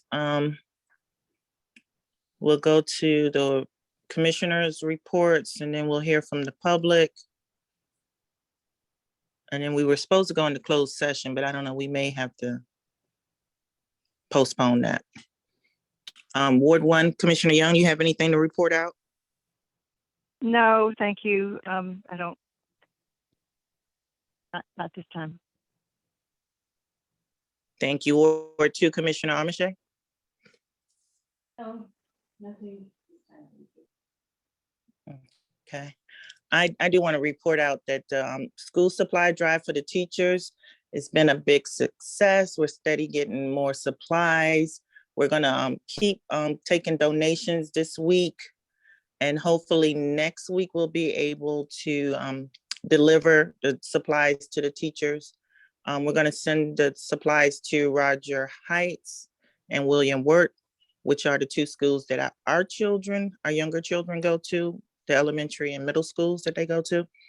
So thank you for your donations. And if you want to make any more, we'll take them. And that's all I have to report out.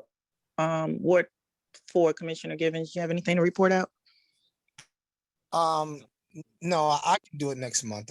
This meeting's it's kind of long. I want to go ahead and get off the phone. We'll do it next month. It's not a big deal. I can do that.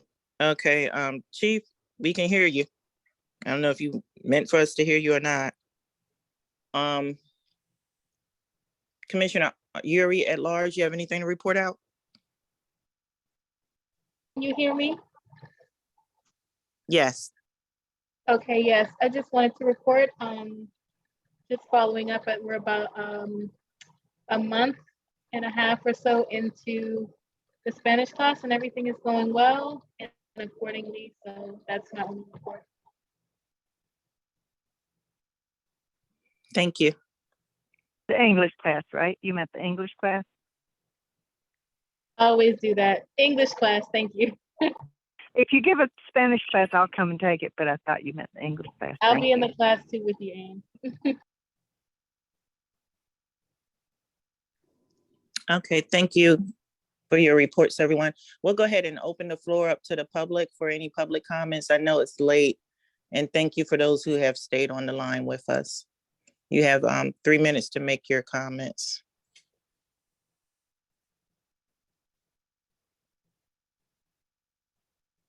I'll give you a few minutes to come off, a few seconds to come off. I'm also checking to see if anyone has their hand raised.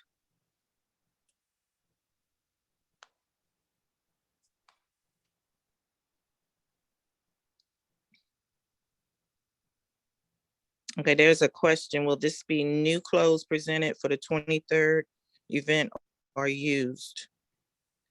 Lightly used clothes. Used clothes? Okay, Yes, ma'am. all right. What is the 23rd event? I couldn't hear.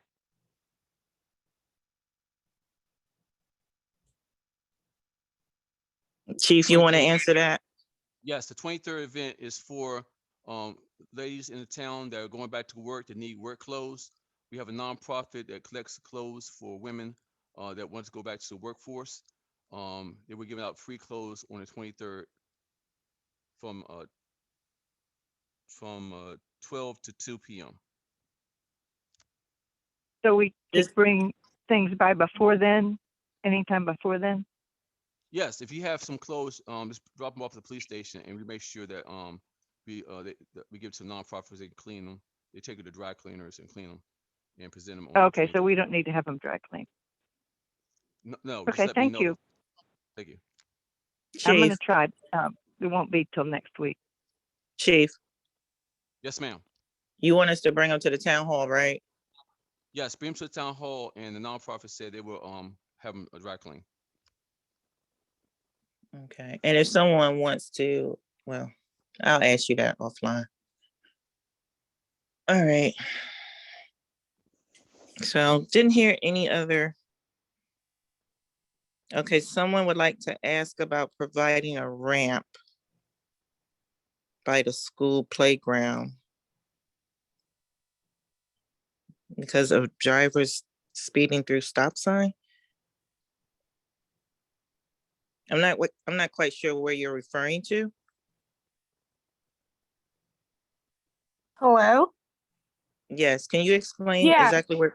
yeah. So right here on Parkwood Street, we have school buses that that comes through our street. And right there you have children, and we have constant drivers who are running through stop signs, not providing us, not slowing down. And I find myself sometimes when I'm on the front porch, I do tend to yell out and say, ask for people to slow down.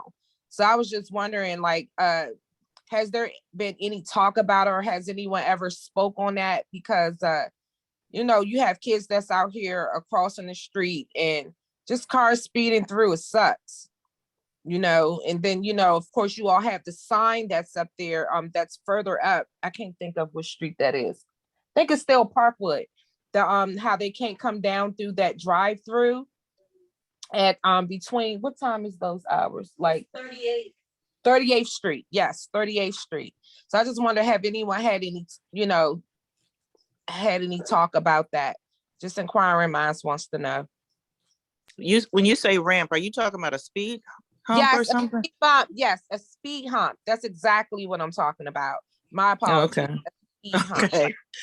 Okay, because when you said ramp, I was like, I'm not understanding. My apologies. I should have elaborated. Yes, the speed. Yeah, we need to have somebody watching where the school buses come in, because there are people who cut through and speed. I can tell you this, that if a car drives by a school bus, especially when the sign is out, that definitely that person will be ticketed. But what we could do is around those hours when children are coming home, we can make sure that the police department is aware of it, so we can have like a officer there at those times to kind of monitor everything. Yeah. We started out doing that at first, but the buses are coming very late. And yeah, so, they did. They get there very late in different times. They're not accurate. And what happens is we have officers staying at one post, and then another bus come on the other side for another bus stop. We have 6 bus stops in our town, and that's the issue. We can't be at all the bus stops, but we try to rove around as much as possible. We have issued a couple of tickets for people speeding down Parkwood. They are cutting through again, I guess because schools are back in session and people going back to work. Traffic has picked up and people are cutting through the town once again. So we're trying to pick up on our enforcement of speeders, but we have been trying to hit all the parking, the bus stops as much as possible. Do you In think that we regard- could put up one of those speed signs that we have on further down on Parkwood Street, like how we used to have near the church? Yes, ma'am. I have to see if I can get access to it. I've been putting it off. I'm gonna get onto it on top of that and see if possible we can purchase another one. I think that would be good for that area. It tends to do, you know, draw people's eyes to that and make them more conscious of their speed. Yes, ma'am.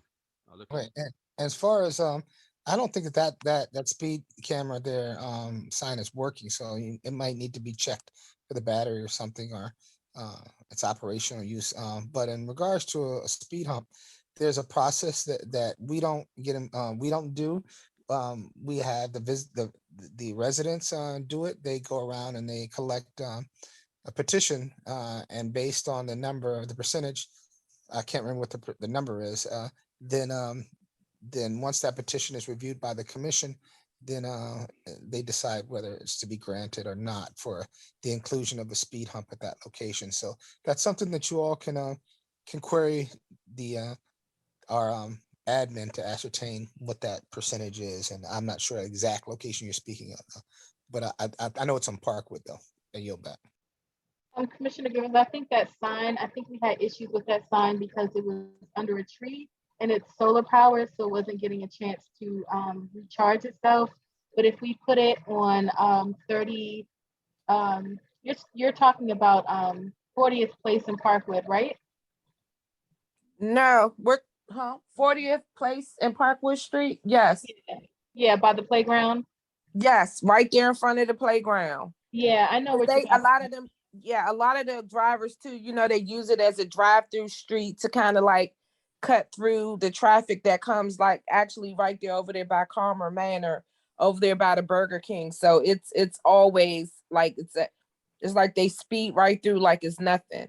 So Yeah, we can definitely have that speed sign. It's not a lot of trees on that street, so we can definitely put that speed sign there.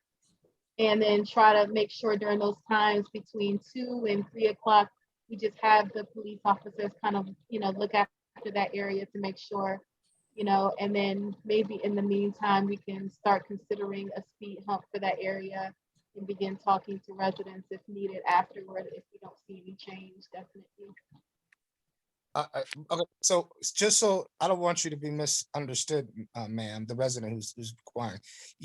The requirement is that the resident has to initiate the petition. It's not something that we all just come up with. It's initiated by the residents because ultimately we're trying to do it on behalf of what the residents want, not necessarily regards to what we believe or what we want. So it is something that has to be initiated by them, and the petition is signed by other residents who live within in that particular area. So I yield back.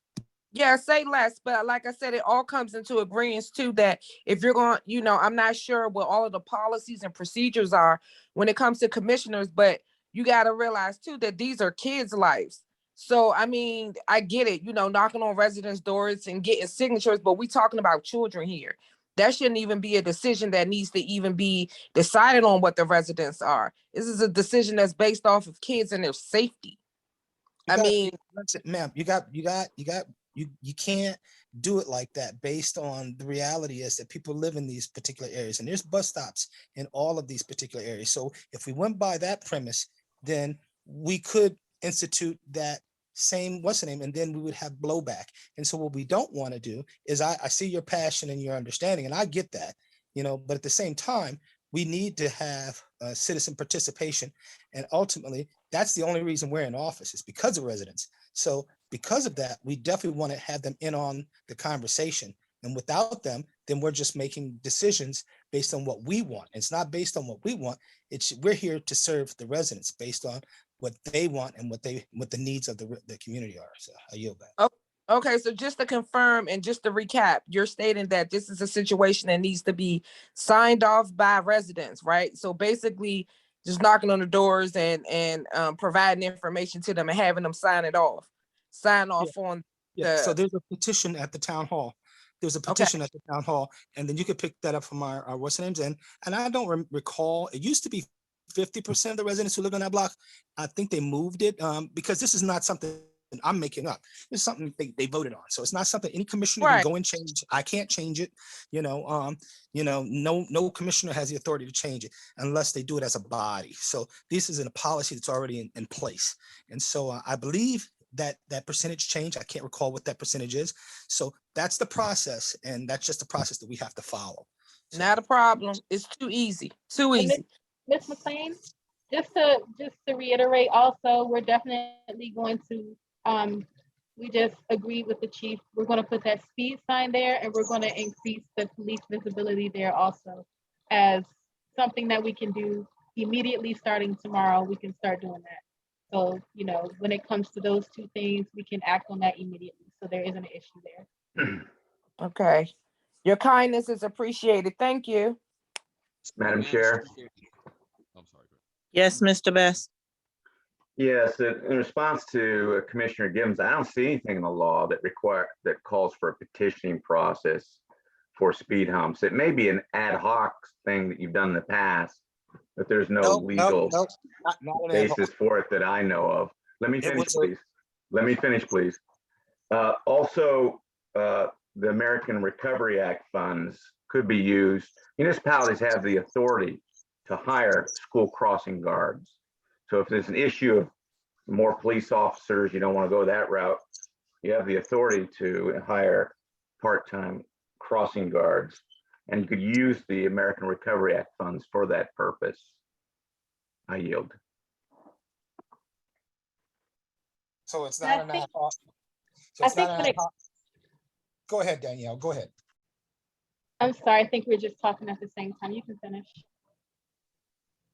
So it's not an ad hoc policy. It was something that was voted on by the commission, whether it be, and it was written down somewhere. So this is why that I've continued over the years, and I'm sure it's still not being done, that when we pass these resolutions, they need to be in a form of a written resolution. So we have a documentation that we can refer back to.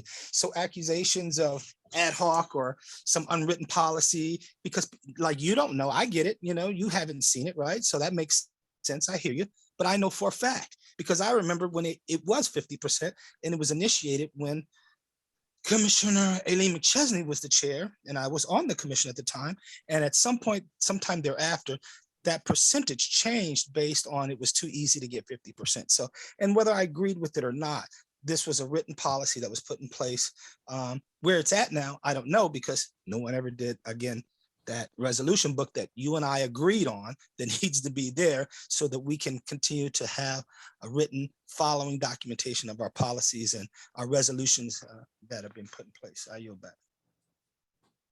This Chief Ayers, ma'am, I'm sorry. Do you have the exact time that bus come through? Because I know we've been missing it because the time it's supposed to come through, it doesn't come through. Yeah, so we have the ones that come between like 8 and no later than 9:30. So it's not so much as the 7, was it like one that was 7:30 at first? So it used to be a 7. Right. Yeah, it used to be the one at 7:30, but I think not so much around 7:30. I think it's more like between like 8, like 0800, 0930, like those times that it comes that you have the cars that speed, and they do it throughout the day, but I'm just saying, like during that school time, you have them around 0800 hours, no later than 0930 at the most. And then in the afternoon, it's maybe about 14:30, between 14:30 and 16:30, the latest. And we had a couple of school buses yesterday that did show up pretty late, maybe around 1700 hours. But that's pretty much it. So it's kind of like 2.5 hours in the morning, like 0800 hours to 0930, and then you have like 1500 to like 1700 hours that you might have that the time that comes those during the time when the kids are outside. Yes, ma'am. Okay, thank you very much. Appreciate you. Thank you.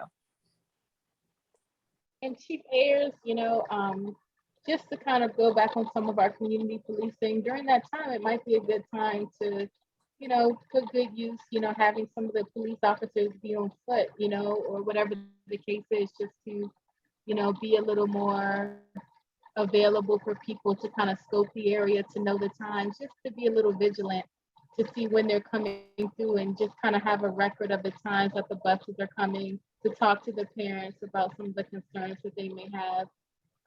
Be a good opportunity for that as well.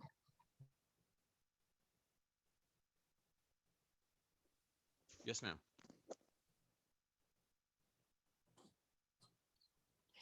Okay, if there's no other comments from the public, I think Ms. Barbara, Yes, ma'am. can we reschedule the closed session, or because I don't think anyone wants to stay any later tonight. It's not a problem. Okay, and if you could just reach out and find some times when we're available. Sure. Alrighty. So if there's no seconds, I will entertain a motion to adjourn. Commissioner Gibbons, I make a motion to adjourn. Is there a second? I'll second. This is Commissioner Wheatley. All in favor of adjourning the meeting, please say aye. Commissioner Gibbons, Aye, Yuri, aye. Aye. Commissioner Wheatley, aye. Motion passes. Thank you, everyone. Have a good evening. Good night. Night. Bye-bye. Good night, everybody. Bye. Thanks. Thank you. Good night.